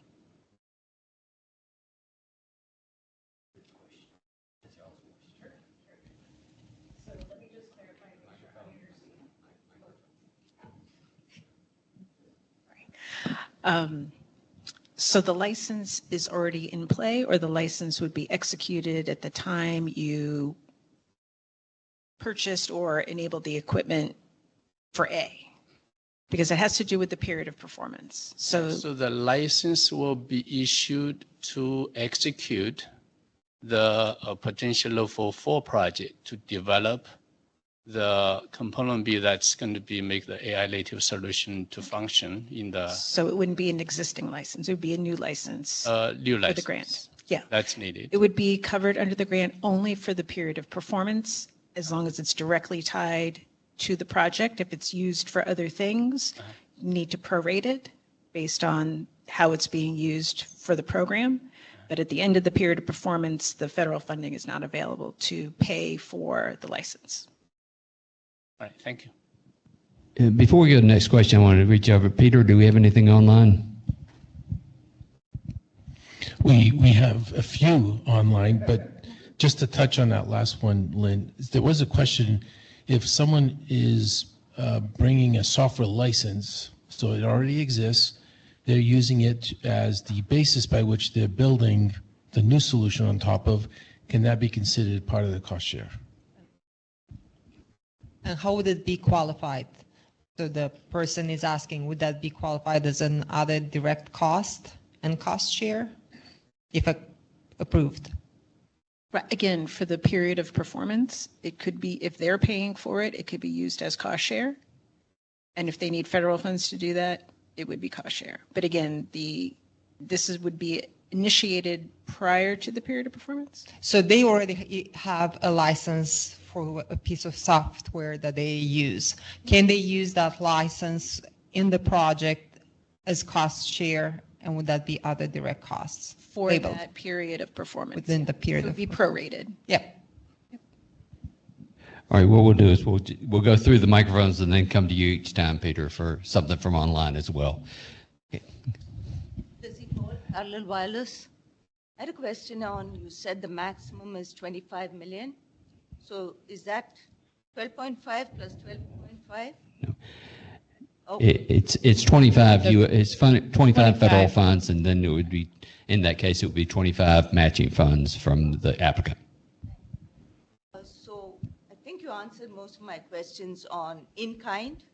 It needs to be, if it's used for multiple things, we need to prorate it, okay? And if you lease equipment during that period, then we can also have that as cost share, if you're paying for it, right?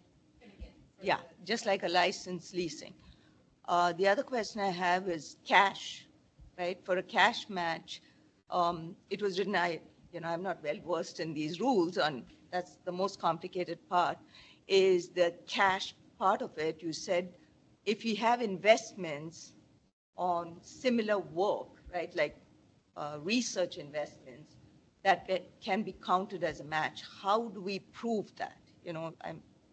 Like, say we are investing in the same area, and we want to count that as a cost match, right? Because all of us have R&D in similar areas. How do we say that it's a part of that specifically? You see what I'm trying to say? So anything in kind or cash has to be documented. So it would need to be, again, assessing the rate, the value, and being able to document, because again, they'll be looking for the federal financial report for you to indicate, have you expended whatever you consider to be cost share, whether cash or in kind. So it needs to be something that is documented, associated, whether it's timesheets for personnel, that sort of thing, and being able to basically dollar for dollar match where that dollar went. Got it. So in labor or anything like that, we can't just say like, hey, we have this roadmap. Okay, Yeah. got it. Thanks. Anand Chandrasekhar, IRA Technologies again. Clarification on cash match and in-kind in particular. I think it's to you, Lynn.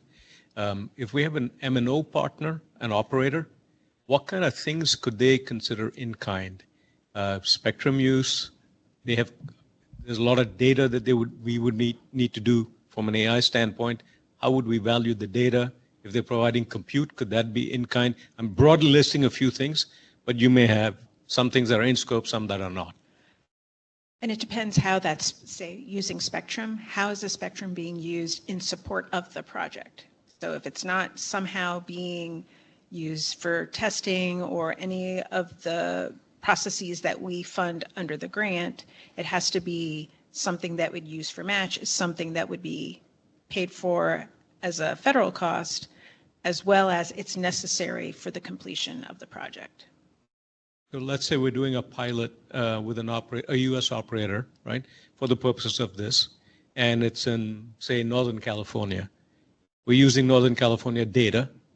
We'll probably be using compute clusters because they'll have to run on their environment, right?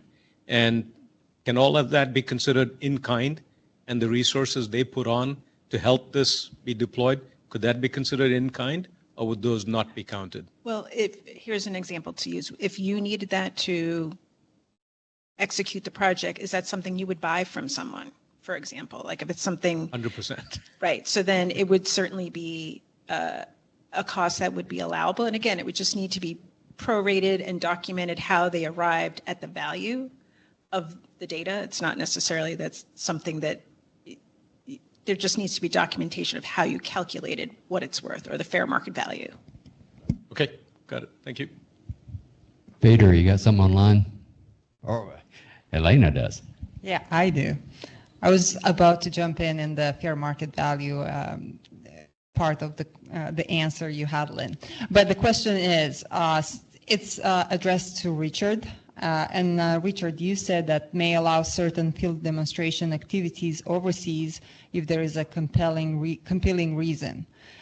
So the question, can you please elaborate on what kind of evidence of this would be acceptable? I think when we say compelling reason, we're talking about if, let's say there's a partner involved in the application that could be a future customer of the solution, and they're based overseas, and you know, to really demonstrate the value of the solution and how it could apply to their situation, then you know, the best way to do that would be to do the field demonstration overseas in their environment. Then that's an example of maybe something that we would view as compelling enough to waive the place of performance requirement for the field demonstration. And in terms of the evidence for that, you know, I think it would be a description of what the field demonstration overseas would look like and how, you know, tying back into the business case, how it would prove out the claims that are made in the business case and potentially lead to this customer buying the solution. Hopefully that helps. And all this needs to be clarified through the waiver that they will be submitting. Yes. Thank you, Elena. Hasib. Two questions. One for Richard. I'll start with that. Hasib Akhtar from Ericsson. So to be very blunt, is Ericsson, can they be an applicant in this NOFO 4 where we have our headquarters in Sweden, but we have a US-based organizations as well? Any organization that has their principal place of business outside the US cannot be a prime applicant, but can be a partner or a subrecipient, you know. Thank you. Lauriston, on the network telemetry data, you know, like, could they include, for example, you know, interference measurements, for example, from the RAN, or does it also include from data from the UE or the radio related to the locations, for example? Just I think the answer is yes. Yeah, the answer is yes. It's really a question, Hasib, of where in the network are you operating on that data, not necessarily where are you pulling the data from. Back to Richard, on the place of performance, so the cost share aspect of the investment, does that also, that component has to be developed and designed in the US? Any activities that are taking place during the period of performance that are contributing to the project have to take place in the US. Okay. All right, thank you. Come back later. Well. Again, Walt Magnuson, Texas A&M University System. This is kind of a tip for the companies that are smaller companies, especially startups that want to participate in a project, but where the matching funds get to be a eliminating factor for them. A lot of the states have got either technology innovation funds or economic development funds that, you know, if you are in that situation, you might want to check with the state where you're incorporated and see if those funds can be used as a match. Because a lot of the states are open to provide matches for federal grants if as long as the company is going to be operating in that state. I know Texas, for example, does that. Good, thanks. Online, any other question? Yes, this one would be for... As long as the state funds are not originally federal funds, just to clarify. Right, you cannot use federal funds to match a federal grant, so just keep that in mind. This question would be for Brad or Lauriston. I forget which one of you said it, but you said the same set of infrastructure. So the question is, does the same set of infrastructure require co-location on the same physical server, or can separate nodes within a common cluster or fabric qualify?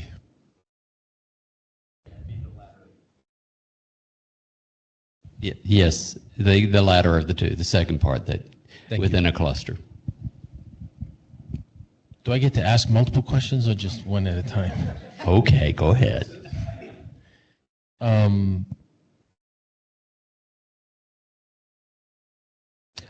When a proposed service is built on an open source or open standard platform component, does uniquely enabled require technical impossibility on any other architecture, or does a proprietary integration, orchestration, or data exposure layer built on top of an open platform satisfy the requirement for Section 4.4 on scoring purposes? Do you need me to read that again? Trying to think through that. So, yeah, read it one more time because I think I know the answer. When a proposed service is built on open source or open standard platform components, does uniquely enabled require technical impossibility on any other architecture, or does a proprietary integration, orchestration, or data exposure layer built on top of an open platform satisfy requirements for Section 4.4 scoring purposes? I think they're asking the question, building on top of... They're questioning what does uniquely enable mean, and I think we're both of the opinion that it doesn't require technical impossibility on any other architecture. It's more of a concept here of that this new AI native architecture has opened up new avenues for service. Maybe it's uniquely, or the right way might be much more readily supported by this new architecture. Might be another way of looking at that. Yeah, and there's nothing as well, Peter. I mean, what I heard part of the question, right?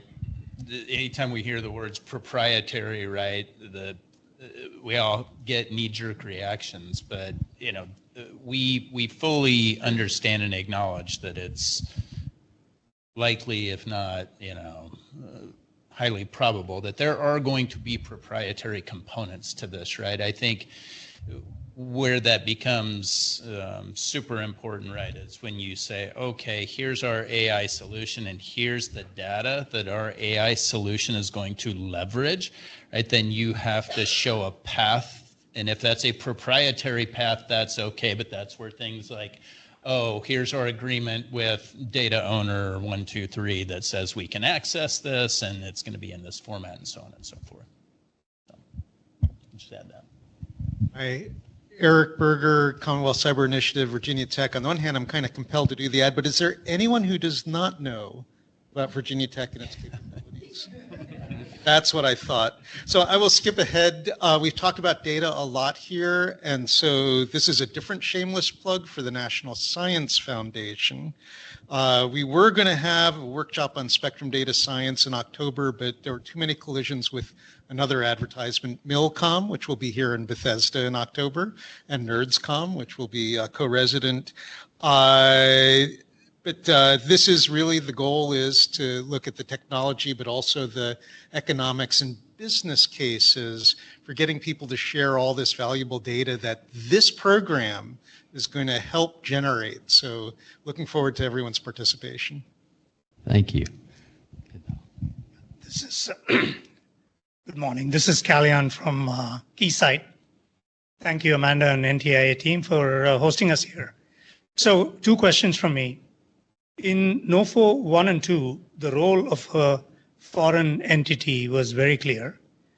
I just want to make sure it's clear here as well. My understanding is, yes, you could do the field demonstration with a foreign entity, a la an MNO that's willing to demonstrate some of the work done in the United States in their field if there's a compelling business case for them to take it forward. Are there other cases? And the reason for me asking this question is there are many partners in the past in NOFOs 1 and 2 where you did include RU vendors and MNOs and others who are actually part of this ecosystem.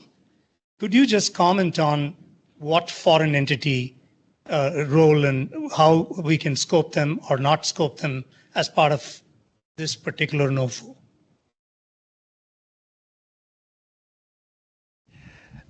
We welcome participation from all types of players in the ecosystem, including foreign players. And as we've mentioned, while the prime applicant has to be a U.S. company, everyone else, which we call participants in the NOFO, can be non-U.S., can be foreign, as long as they are not an untrusted foreign supplier or one of those entities of concern that we list in the NOFO. So, by all means, we welcome participation from foreign players across the ecosystem. But in that case, the place of performance has to be United States, right? Whatever they're developing has to be done in United States soil, correct? Yes, everything has to take place in the U.S. Yeah, and part of the scoring will consider the economic value to the United States, right? So if you've got one U.S. prime applicant, but everybody's foreign, if you're not really demonstrating how that values the United States, that could potentially not score as high. That's clear. Thank you. Thank you for clarifying. Peter, you got another? Yes, I do. Oh, you have another question? Yes. It's kind of a long line, maybe not. The second question is, can you define AI native network fabric more clearly? And the reason I'm asking is, there is nobody out there who has or will have a fully I shouldn't say fully, but AI network or AI native network fabric that is going to be deployable in 18 months. So are you looking, one, for an existing network where I can introduce AI-enabled algorithms, modules, etc., which is what AI RAN Alliance is doing today, right? They are enabling that. Are you looking for going to an MNO and sharing workloads where I'm able to demonstrate in a data center or something else they have where I can simultaneously and more efficiently that I can quantify run AI and RAN workloads together? Could you just elaborate or clarify this more? Yes and no. So there is no AI native network fabric is not a term of art. So, we have a bunch of different definitions in the process. But if you look in the NOFO, one of the things that we do talk about is the ability to run those workloads at various points in the network.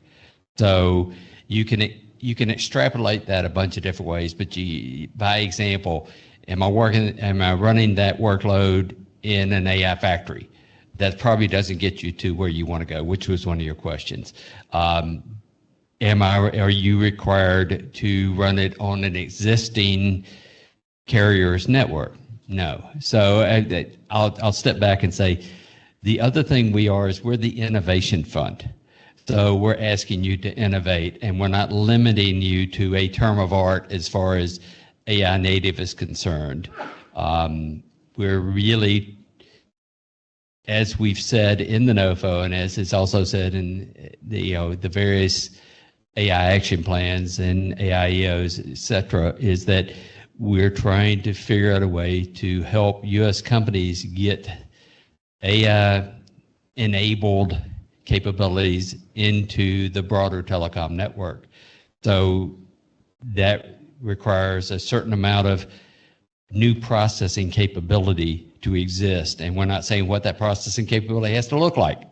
But that's the idea behind it. It's not a term of art, though. It's really, but it is a term of we're looking to understand, and I'll rotate back to a possible distributed inference sort of model, or you can look at it as AI models that are small, medium, and foundational, and how do they work together within the network. And that could be an existing it could be network. It could be in some AI components. You're certainly not limited in that fashion. Thank you. Peter. Oh, Elena again. All right. Why just Peter? One of our online participants asked if we are going to share the list of participants, and we are not going to share the list of participants. However, we are happy to make introductions. If you guys are interested, just send us an email to innovationfund@ntia.gov, and we'll make those introductions if the other part is interested and available. So this is just by the way. And question I have is for Lynn. We did go through this, but just to clarify it once again for those online participants. Can an entity be a partner across multiple applications? And can that be in addition to being the prime on only one application? Yes. Yeah. Thank you. Easy one. Is there a follow-up? Okay. No, but there's another one. That's just because let two of them to ask the questions, but just one of us here, so. Just for Tad, okay. Okay, she's. Yeah, Chinmoy won't mind. You mentioned improvement in customer experience is notorious to validate. That was you, Brad. But is improvement in network KPIs considered more direct to validate? It is, right? I mean, we all know certain metrics are easier to validate than others, right? That's just the reality of the world we live in, right? So yeah, there are KPIs that are well defined, have been around for a very long time, that are reliable, useful, helpful, and those are just as in play as well. Thank you for arranging this session. Thanks to NTIA team and myself, Chinmoy Sabut from Capgemini. So couple of points, maybe I will reiterate some of the questions already asked. So first of all, we do provide and we do offer for all the attendees here and in the virtual, we do offer the AI native secure RAN, and we are much ahead in the journey, open for any teaming proposals. So please feel free to reach out if you're interested to partner with Capgemini. And we do believe that yes, 18 months is a reasonable time to really come out with a solid business case to prove this point. So first question is around again to clarify, let's say there is any bonus points or in the merit list for the open source to be adopted or open for any AI native RAN can be adopted. There is no, in the marking, there is no preference to the open source. Is that understanding correct? There is no additional points you would receive. Okay. Second point on the place of performance. For example, I do understand that if we are doing something specific to the project and the business case, it has to be in the US. But let's say for the foundational or fundamental blocks, it could be dual purpose, whether there are certain generic features in the AI RAN is needed, maybe for this particular purpose or even otherwise also. So those items, the roadmap features generally, or if somebody, let's say, picks up Okudu, and if they wanted to do some enhancement, that also has to be done in US or that can be done separately?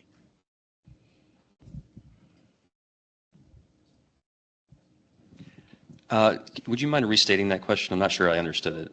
If somebody picks up the open source or commercial RAN source code, there could be certain aspects of the source code or some features which are generic in nature, dual purpose, for the purpose that, okay, the same features will be used in the particular proposal, or it may not be used, but like irrespective of that, it may be used for other purposes also. It's our own investment, what we are doing as part of the roadmap. But I am using those features in that particular proposal, and I'm developing in parallel, whether between, like during the period of performance of 18 months, or I have started early, or maybe sometime in between, or maybe I'll be doing it anyway. Those types of work also has to be done in the US, or this is anyway part of the product features or the underlying foundation. If the work's happening during the period of performance, then it has to take place in the US. No, but the point is those features are generic in nature. I will be using those features in my proposal, but those features are anyway generic in nature, and I am doing as part of my own development. So that can happen anywhere in the world, right? That's my understanding. So let me make sure I understand. I think Richard, the way it is that you're going to take a software product that someone, you or somebody else, is developing broadly, and you're going to use it as part of the application.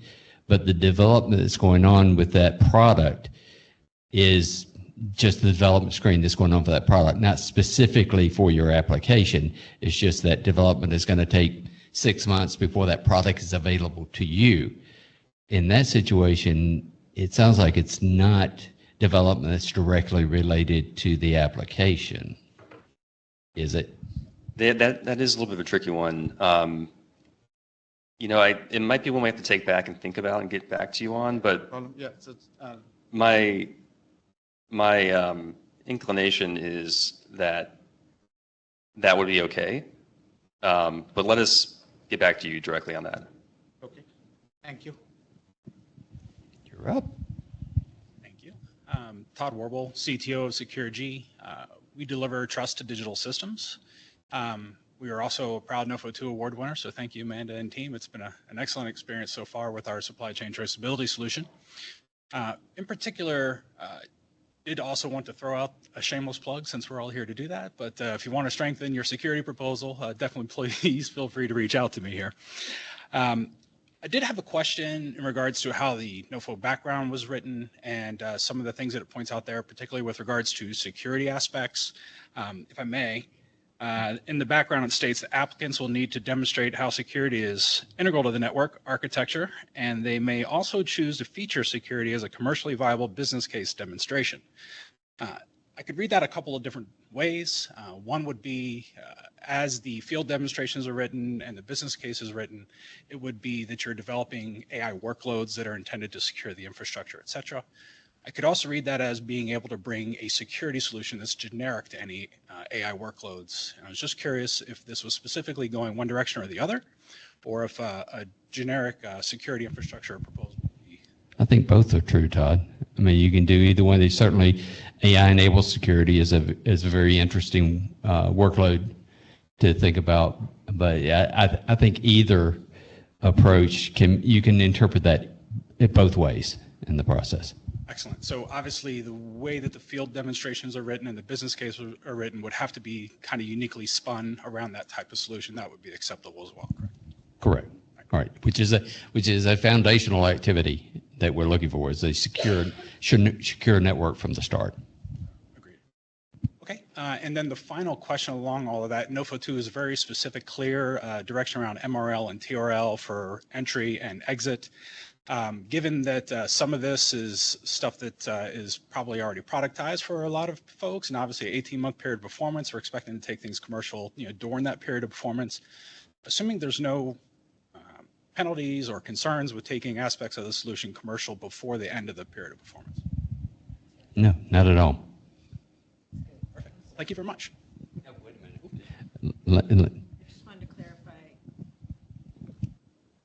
wanted to clarify your statement that if you end up commercializing and selling the product within the period of performance for the product that you use grant funds to develop. Just want to make. Not necessarily for the stuff that was developed with grant funds, but also aspects of it. So we're entering with certain solutions that are already productized, for example. So we want to make certain that we can continue to market those even though we're in the middle of the POP.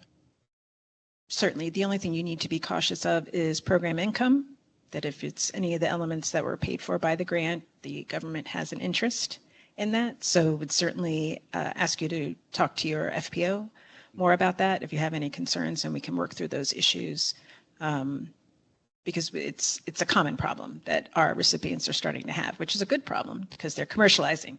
So we can certainly work that out with you about what is and what isn't program income. Okay, perfect. Thank you very much.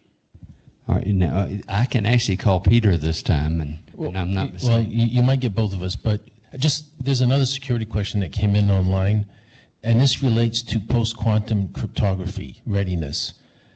Is the expectation that the project deliver an assessment and migration plan for post-quantum cryptography, or that the proposal should include the plan to implement quantum-resistant algorithms within the period of performance? I'll throw that back to you, Peter. As I remember, we do not define post-quantum cryptography as a requirement within this security section. Is that correct? That is the case, yes. So no, it's not requiring post-quantum cryptography of any fashion within the security requirements of the network. Thank you. Yeah, looks like I'm compelled to self-promote as well. So NC State hosts AirPower.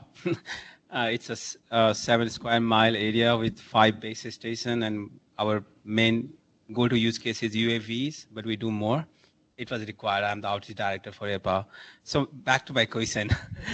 So actually, I really like the question that Kalyan asked, right? What is the definition of AI native network fabric, right? So in my understanding, right, at least from the RFP or NOFO, is that we do not care anything after front haul. So we do not care about RUs or the radios. And seems like we do not care anything beyond core. So we do not care about the network, the internet or the software-defined network, right? So everything in between, the front haul and the IP or the SGP thing is within the play, right?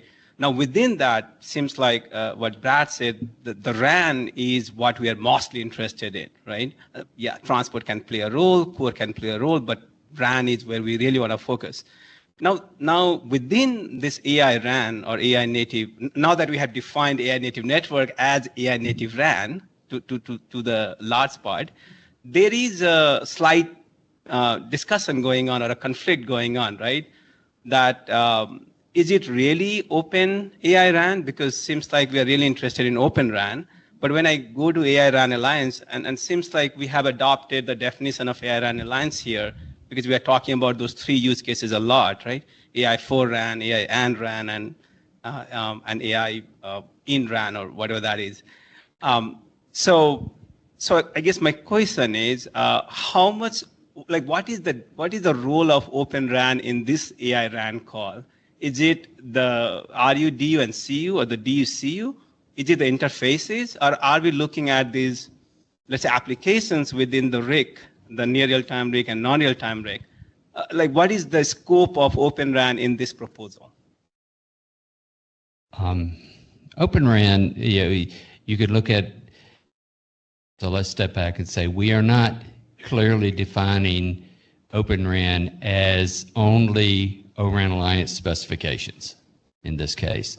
We reference 3GPP, we reference O-RAN Alliance as far as how, as you need to be able to adhere to those standards. So by example, we will use an O-RAN Alliance. If you're going to use E2 interface, then you need to, by definition, show us that you're adhering to the E2 interface, or O1 and you're adhering to the data models necessary in that process. That doesn't say you can't come up with another methodology by which you gather the data and then operate on the network itself. It's just that if you're going to carry a telecom workload, that telecom workload has to adhere to the standards of the telecom workload. And if you're going to use a specifically already defined interface or action, such as a non-real-time RIC example, then you need to say that, yes, I'm going to adhere to the standards that exist to that. But that's all in the process. So if I summarize, it's basically RU, DU, CU, make a case for AI, and after that it's open, proprietary interfaces, we don't care. Is that? It could be, yes. Yes. Thank you. Hong Wei Zhang, okay. So one simple question about cost share. So suppose there's a facility that was developed as part of the government federal funding, right? But that project has ended already, and now this facility are open to the community, but we would usually provide a certain charge model, like there's a cost of using testbed. So for the potential for full project to use that facility, could that, like, fee for using the facility be used as a cost share potentially? Like, the facility was funded by federal grant, but then it's not owned and operated by the federal government? No, it's not operated by the federal government. It's by a university by default. Oh, sure, yeah. Sure. Sorry, I'm thinking. Let me give you my card after, just to confirm. Just to confirm, I don't want to speak off the cuff because, again, you're not supposed to use federal funding cash, and I'm 95% sure it would be fine because it's a fee for service, right? You'd be paying them, but you're using what you're paying them as cost share, right? Yes, yeah, fee for service. Yeah, that is allowable. Precise. Yeah. That's allowable. Sorry. I have a good question. Hang on, before we have, let's go back to post-quantum cryptography for a minute, because we have gone and looked. We do not require it. What we require is that projects assess the current cryptographic implementations and consider migration plans for post-quantum cryptography, but we don't require that you implement it in the process. So I just wanted to make sure we got all that out. Thank you. So I have another question online, and they are saying, with the total funding of 53 million and project size of 25 million, is NTIA anticipating only 2 awards on this, or multiple awards are anticipated? And I do have a second question, so please look at me, Lauriston. You know, a lot of this depends on what we get in. We are guesstimating at this point it will be 2 awards. There is some plus or minus in that 25 number. Thanks. And the second question I have is, does the applicant need to show signed commercial commitments as part of letter of commitment from partners? No, there's no requirement. The question was a signed commercial commitment, like a commitment to commercially purchased products or something. No, we have a list of what's required in the letter of commitment in the NOFO, and any sort of commercial commitment is not a requirement in that letter.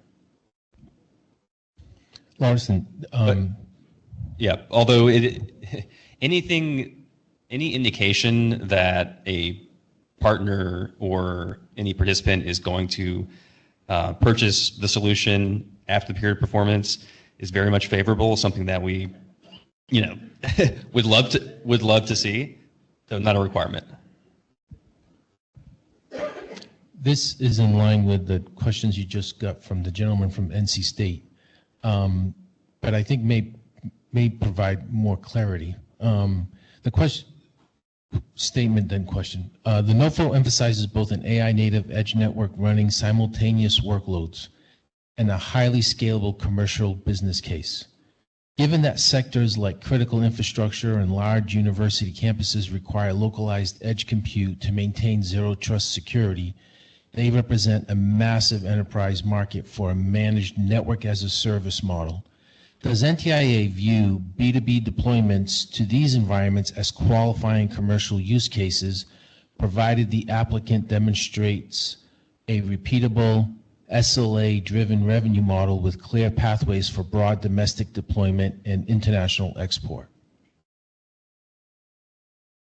Yeah, I mean, I think we didn't hear anything there that sounds like you couldn't do it. Microsoft again. So we're glad to see that the NTIA putting up the first program to make the network AI native. And Microsoft also want to help the telecom to become more AI native with our AI cloud to edge AI ecosystem. Of course, we also have security by design, the best in class as well.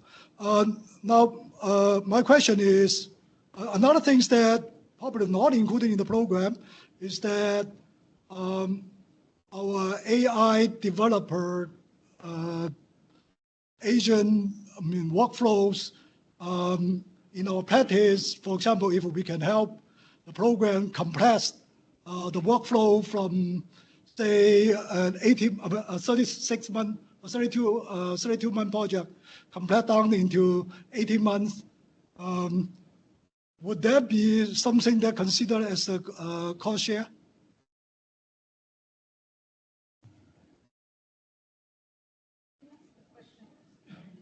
The question is that,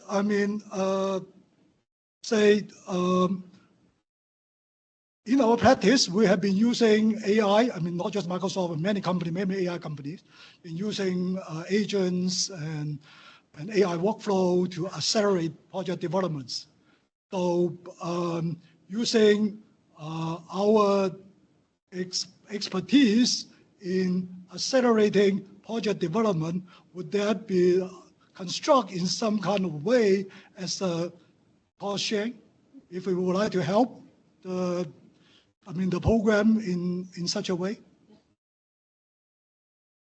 So the answer is yes. All right. Thank you. Thank you. I'm Terrence Lee, the CEO for Cognitive Network Solutions. We founded in 2024, and just a month ago, we became the Kudu member. We're pretty active in the code base. Right now, we're the most active contributor outside of SRS. So I heard that earlier there's a gentleman mentioned we're an early startup. So that $25 million will be a problem for us. So we're also looking for a partnership here. But I do have a question for Brett. So Amanda mentioned that you assess that 25 million is like the sweet spot.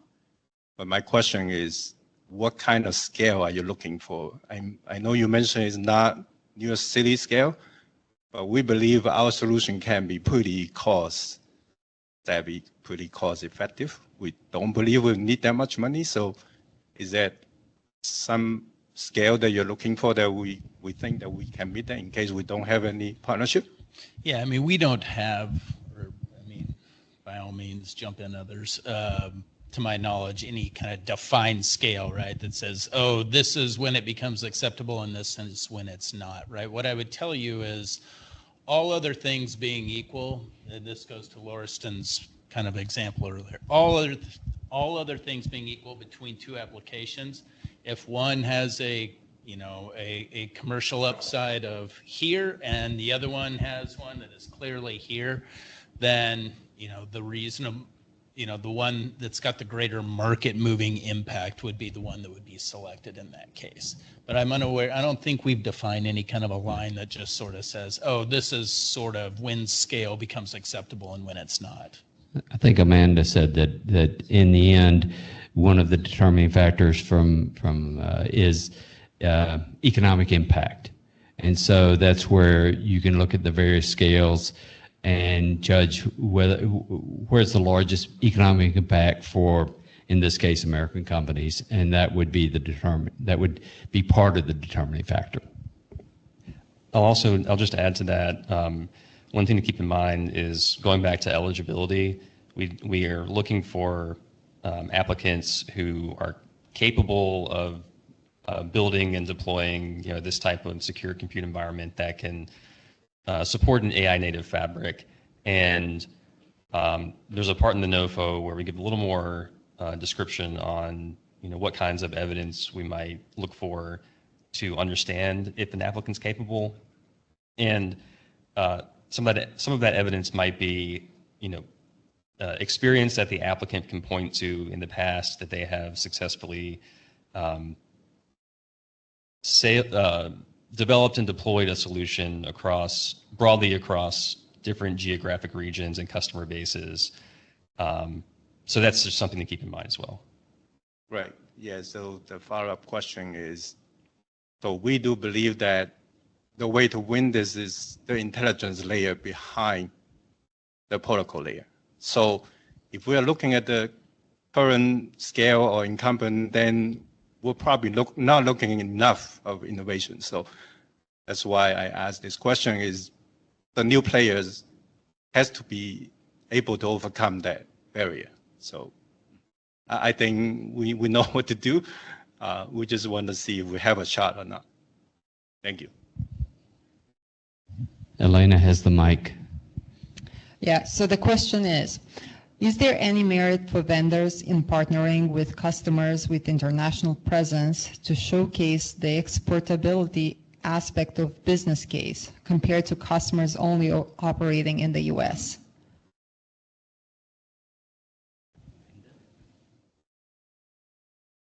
I think that's allowable. Something that an applicant could do that we would accept. But again, I think something that we should reiterate is we're looking for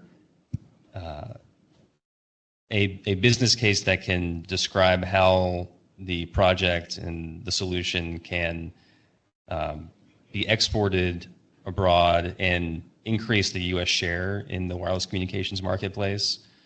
So hopefully that helps. Thanks. And the second question is, can resumes of key personnel include partner representatives? Is it recommended to include both applicant and partner personnel if essential to the proposal? Mm-hmm. Yes.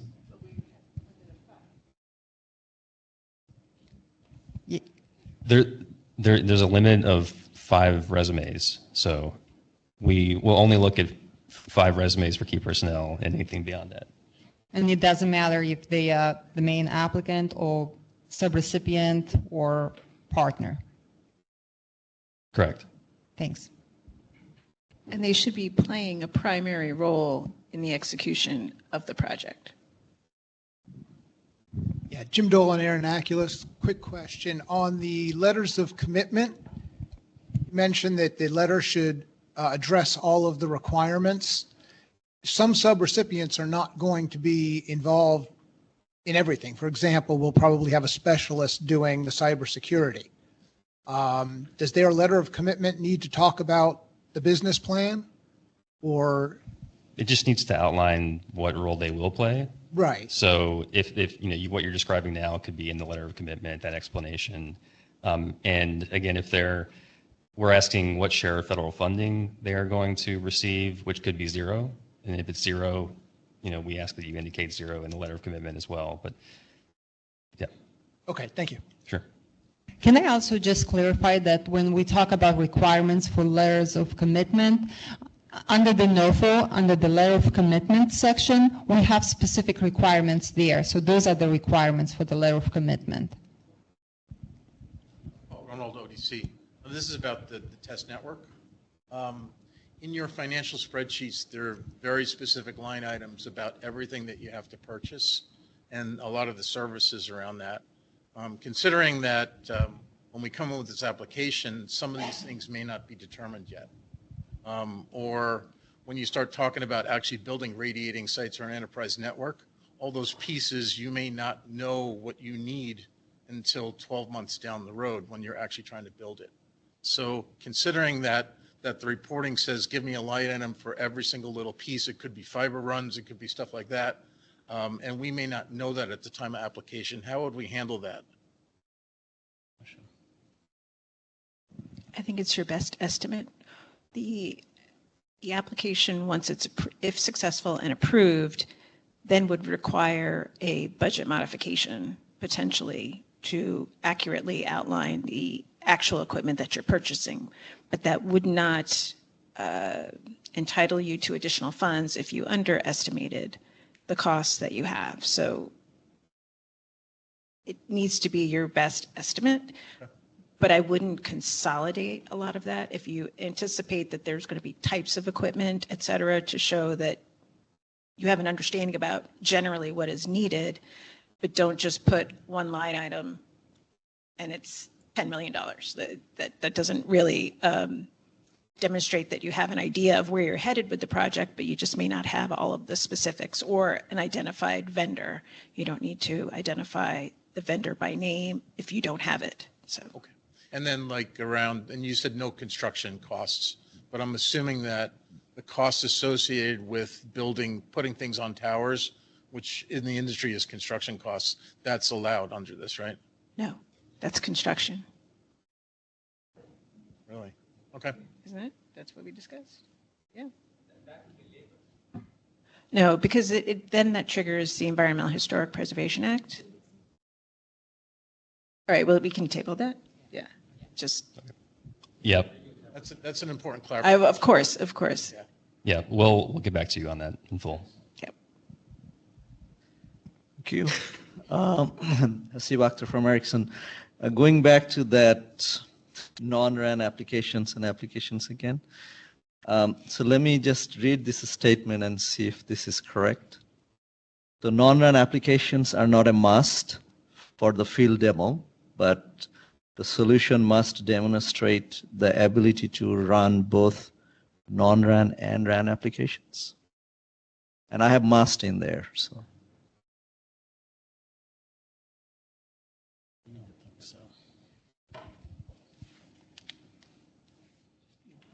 No problem. Take your time.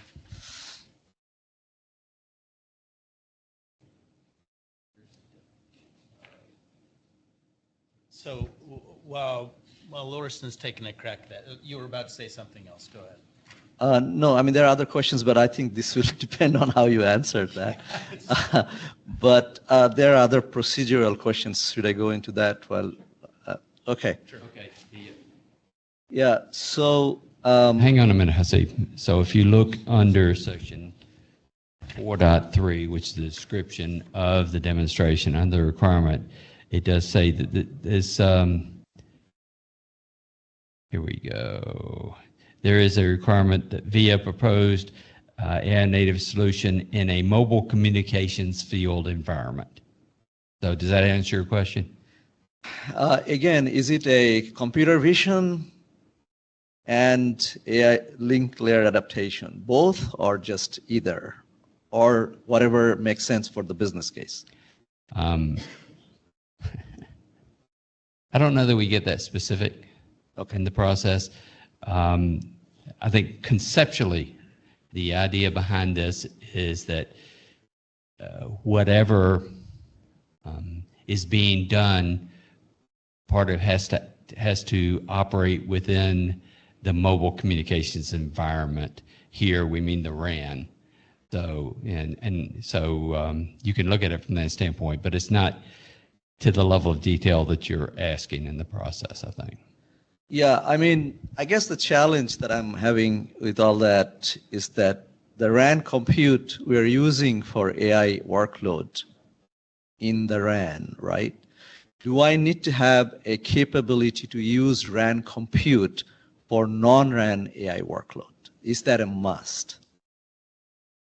Yeah, the fabric needs to be able to do both.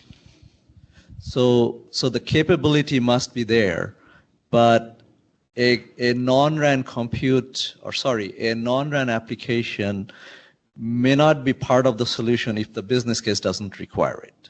Yes, so again, right, like the NOFO doesn't preclude it necessarily. It doesn't specifically say you have to access RAN only data. But again, if you were to deliver, a proposal that says, hey, we're going to use some data, all right, it's from our network. It's, as a matter of fact, it's from our marketing network. It's, and we've got a bunch of subscriber information. We're going to use that. We're going to run some AI algorithms on that, and it's going to spit out something that's going to be really beneficial for our business. By the way, we can also run a mobile compute, mobile telecom workload over here, and we're happy to do that just to prove to you that it works. It has nothing to do with the marketing AI application that's going to drive value, but yes, it still works, and therefore, it's all on one network, so it counts. Then that does not meet the spirit of what we're trying to achieve.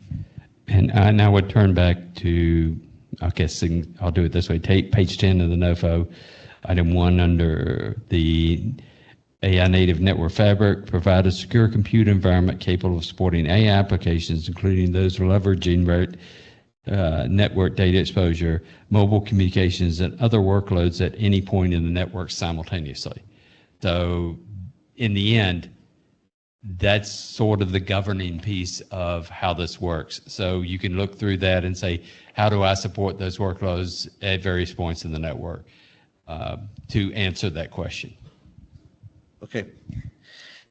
All right. Thank you. On the process question, okay, it's just a follow-up on that. Is ISAC considered a non-RAN or RAN workload? I mean, it considers either one. Yeah. Either one. It's a matter of, once again, we're not talking about where the data comes from. We're talking about where does the processing occur? Is there processing throughout the network so that that processing can occur wherever it needs to? Okay. On this 5-year pro forma ROI analysis, like how much detail are you expecting? And then what years the business plan should look at? Is it just the period of performance from the day of it's granted till 18 months? Is that how it works? What time span the business case should cover? Yes. No, it should cover beyond the period of performance, not just within the project time frame. So the purpose of the business case is to understand for the solution that you're developing during the period of performance, what is the commercial viability of it beyond the lifetime of the grant? And we list in the NOFO the things we're looking for, and as far as what level of detail to go into, that's really up to you, as long as you stay within, there's I think it's a 50-page limit for the entire project narrative, and the business case is one component of that. And we recommend, I believe in the NOFO, that you don't go beyond 10 pages for the business case. So whatever level of detail you think is required to make the case for the commercial viability of this solution beyond the period of performance within those page limits. Let's look at this also. We're both ENCODE refugees, so we know how business cases work. The concept here is that we're expecting to see a business case that demonstrates that this has legs and is worthy. So if it depending on the scale of the proposal of where it would go in the market, in the commercial marketplace, then does the business case reasonably demonstrate that it has enough return on investment to substantiate the investment necessary for it to build to that scale? That's what you're looking at in the business case. So then in the period of performance, you need the data to prove that business case. In the end, the business case drives, quite frankly, and Richard said this earlier, the business case drives. It's the idea that business case defines the services that you're going to provide through the network that you're proposing with the security features you're proposing. That's what the business case does. And the demonstration should pull off data points that can substantiate that business case. But the business case itself is a 5-year business case, and I don't think it's tied to any single point in the POP. So, I mean, that business case could be 5 years from the end of the POP. It's not really defined in that regard. Yeah, but the POP has to validate that business case. In the end, yes. During the POP, you have to substantiate through the work that it is indeed a valid business case that can reach the investment goals defined within the business case. And then you mentioned that the field trial network doesn't have to be a MNO's network. It could be a private network, or it could be, but it cannot be a lab. It has to be some kind of. Yeah, it is a field environment. Field data. Okay. All right, thank you. Angelica Modin, Onefinity, which is a Fujitsu company. And first I want to say thank you for the NOFO. It's a very interesting funding opportunity. So I have a couple of clarifications needed. So Onefinity, we are incorporated in the US, but our parent company is Japanese. So we assume we are not eligible to be a prime, so we can be a sub or a partner in any way. As we also have developed, we have an AI native Open RAN stack already developed in Japan.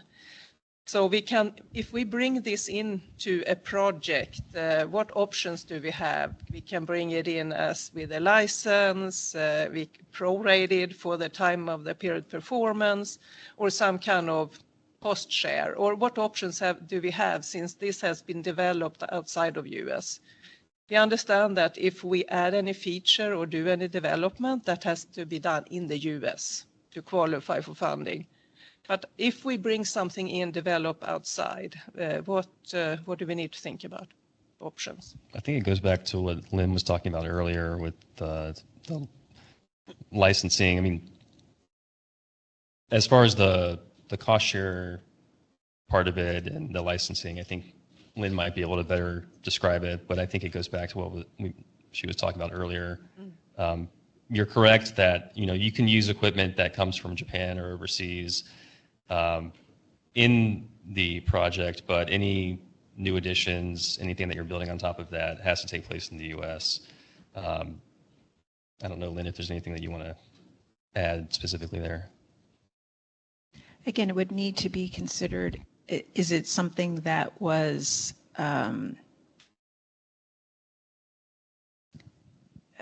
developed prior to the start of the period of performance, because that's where it's something that you have and you're assessing value to it, but you've already paid for it. So it's a different perspective, I think, from the example that we were talking about earlier, wasn't it? I think it is different. Yeah, so we have developed a private expense in Japan, and yes, so we can bring that in, but then it can be added to. But it is that piece we are bringing in that. Right. I think that could be just used as in-kind cost share. Or for a license fee or something as well. Okay. Yeah. Right. Thank you. Hi, Nirlay Kundu, Aeronaculus. So as you can see that, lots of us are asking questions about cost share. So shameless marketing. So we are a software provider and we deal with RF mitigation software. So we welcome anybody who provides infrastructure to us and can cough up with the 25 million. But a question now. So following up with Vijay, who kind of torn apart the CU, DU, RU, and my question is about DApps. Would you be, since we are, RF mitigation software in real time, so would you accept DApps, which is in no specification today? Once again, it's a question of what services are you providing and how is the revenue generated from those services. So the services are based on DApps, that's fine. Okay. But it's overall, you've got to remember the driver is the business case. The driver is why would somebody deploy this type of network fabric and that would provide the services that you're defining as being provided underpinned by DApps. It's a matter of the investment and the return on the investment. So what the AI function is, we're not defining that. We're just saying, yeah. So yes, an AI-enabled DApps, as long as they're providing the service that underscores the business case, yes. So I asked this DApps because it's not in any specs today. Okay, so that's okay, right? Okay, yeah, thanks. Peter, it's Elena again. Yes. The question is, if not the applicant, but one or multiple participants have the productization, experience, and scale, does such a proposal fulfill the NTIA's expectations? It has to be the applicant that meets that capability requirement. So if the applicant does not have a demonstrated capability that they can develop and deploy, a secure compute environment that can support AI native applications, but the other participants have that capability, that's great, but the applicant would be ineligible. It's possible that one of those participants could be the applicant instead, but whoever is going to submit the application and have that specific unique entity identifier through the system has to meet that capability requirement.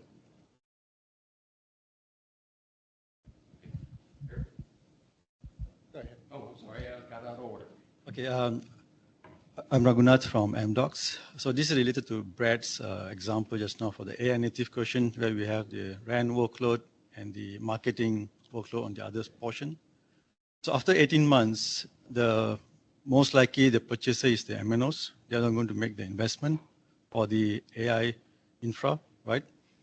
So looking from MNO perspective, they would like to see, I think, one portion of the AI inferencing for RAN workloads. The other, they want to monetize that. That means they like to open up to enterprises to run their use cases, right? Rather than giving the RAN or RAN vendors to utilize both of the inferencing. In that case, do you see that it's be more looking forward after 18 months, purchase a, let's say AT&T or Verizon T-Mobile, right? We go to them that one portion completely AI workloads, AI RAN workloads. The other thing that we have proven in our NOFO 4 that we can run example of different enterprise use cases, marketing or anything else. Do you see that would be much more carry weight in your evaluation?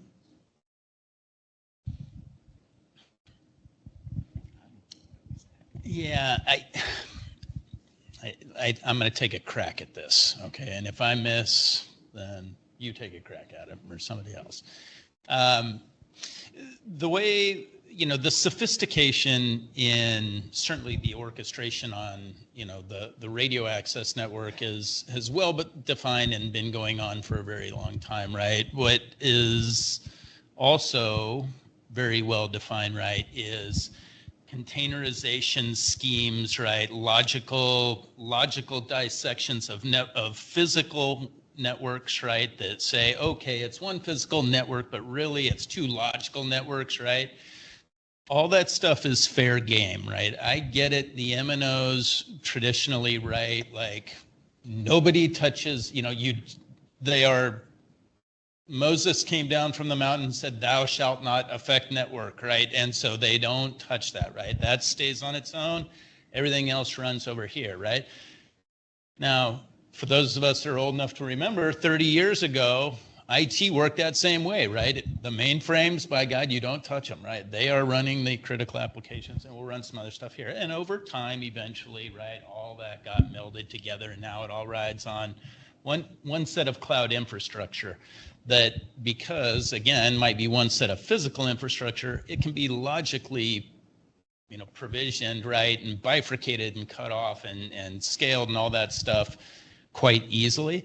And so assuming that, you know, a company like Amdocs, right, with your sophistication in the OSS and BSS realm, right, I would think that having the ability to be able to create logical partitions on, even though it's one physical network, would be a pretty easy thing to do.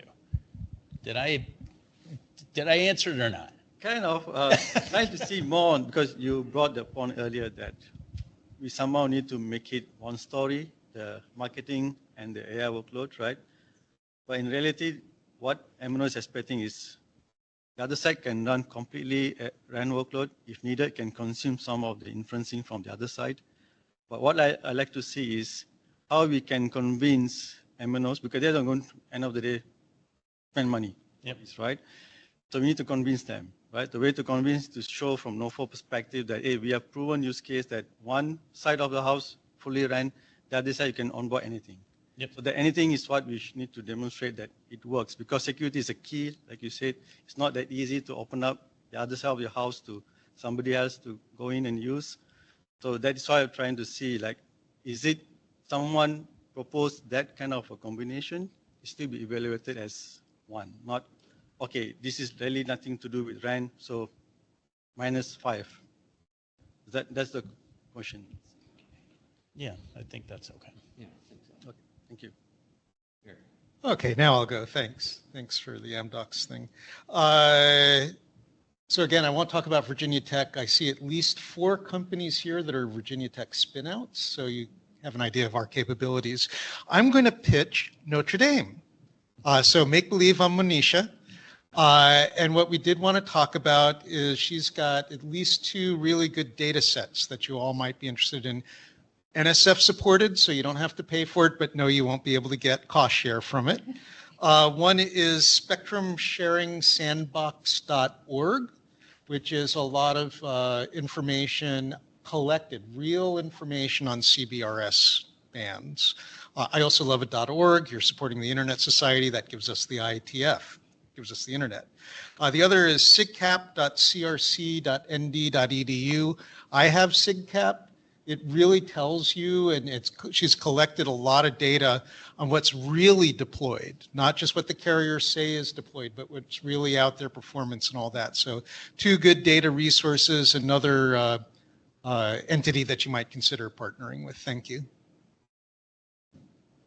Peter, anything over there? Okay.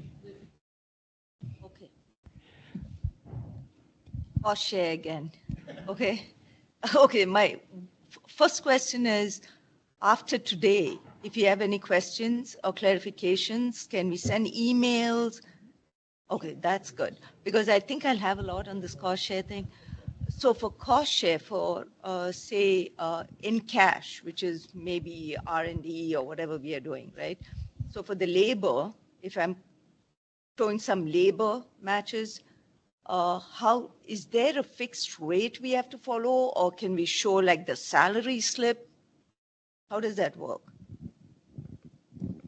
I think the key is what is the fair market value of it in terms of either other items at cost that are out there in the marketplace or average salaries or that sort of thing. It's really coming up with what's fair. So if HR is doing a salary survey of that level, that'll work. Oh, okay. Thank you. Hasib? If you do have questions about anything related to the NOFO, it's innovationfund@ntia.gov, and we will do our best to get to you in a timely manner. And also, just a pitch for our FAQs.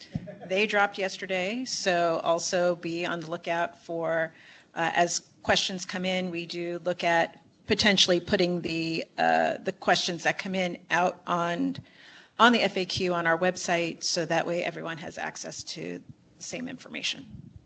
All right, last two questions. Okay, on the IPR related questions, anything that we submit, is that become public automatically, or is it after award, or does it ever become public? You're talking about their information in your application become public? No. Okay.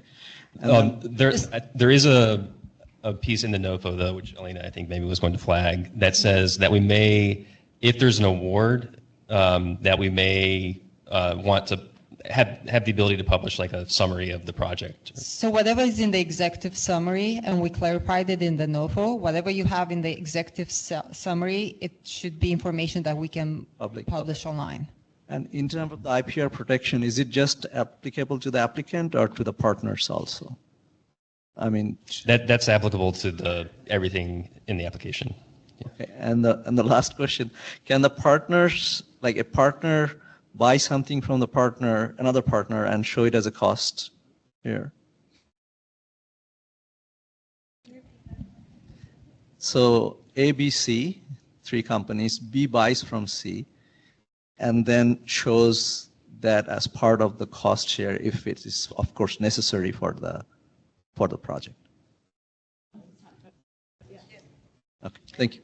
And I want to make another quick clarification that our proposals are subject to the Freedom of Information Act. So while there may be exceptions, but if we do receive a request, then our legal team has to get involved. And thank you. You're welcome. My question is a follow-up on the business case. Honestly, it's at the end of the day, it's a network, right? So the way you characterize a network are KPIs, right? Whether it's network KPIs, or let's say you want to support AI workload with the RAN workload, then you can do everything possible and say, oh, we can support a 3 trillion parameter model inference. So give me $500 a month, I can support you. And if I can support 500, then 500 into 500, that's 25,000 per year. So that's all projections, right? So NVIDIA is trying to sell that idea to telecom for a long time now, right? Ericsson did not buy it. Nokia is fully on it, right? So I guess, how do you make a business case until and unless we do track 1 of NOFO 3, where we need an application provider, and they say that, because of this ORAN solution, or in this case, AI RAN solution, my productivity went 20%, right? So that's the only way you can make a business case. Otherwise, it has to be KPIs. You cannot really, because we enable businesses, right? Network enable application. Network doesn't make a commercial case, right? So what exactly you are looking for when you say you have to make a business case? Well, I think the question you're asking is, how do I demonstrate that I'm actually having an impact? And the answer is within your business case, wherever you get your benchmarks. So what you're doing really is you're saying, I'm going to support. So I'm supporting these workloads. Well, in the industry today, those workloads operate in this manner. however, whatever metrics you want to use. So whatever metrics you use that fall into the formula for whatever KPI. So you say that's how the industry presently works, how it presently operates, supporting this specific workload. And now I'm going to demonstrate that I'm going to say I can support that workload at that level while I'm also supporting these workloads. So you have to tell us what you believe the present operation is and how what you're doing is either now supporting multiple workloads or supporting that workload at an increased fashion against a specific KPI. So would it be a valid use case? Let's say I build a network which can support 20 milliseconds of latency. Now every gaming company is my potential customer. Would that be a business case? Got to be more than potential. Yeah, it has to be, okay. The answer is very simply in all the applications. If you make a claim, it has to be supportable. If you can't give us enough definition that we believe it to be supportable, then the application is in question. Okay, we need to make. Yeah, I mean, there's a big difference, right, between saying, yeah, we think if we can reduce latency by 20 milliseconds, we can sign up every major gaming company. There's a big difference between that and saying, see this is from gaming company 123 that says if we do this, they're going to buy it, right? Like, there's a big difference. So is that the letter of commitment? That would help, yeah. All right. Well, listen, guys, I really appreciate everyone's questions. We went the full time, a little bit over, so thank you all for sticking with us. We hope that we answered as many of your questions as we possibly could. Lynn mentioned the email address, so if you have questions after you leave here today or you didn't get them answered, please submit an email to Innovation Fund.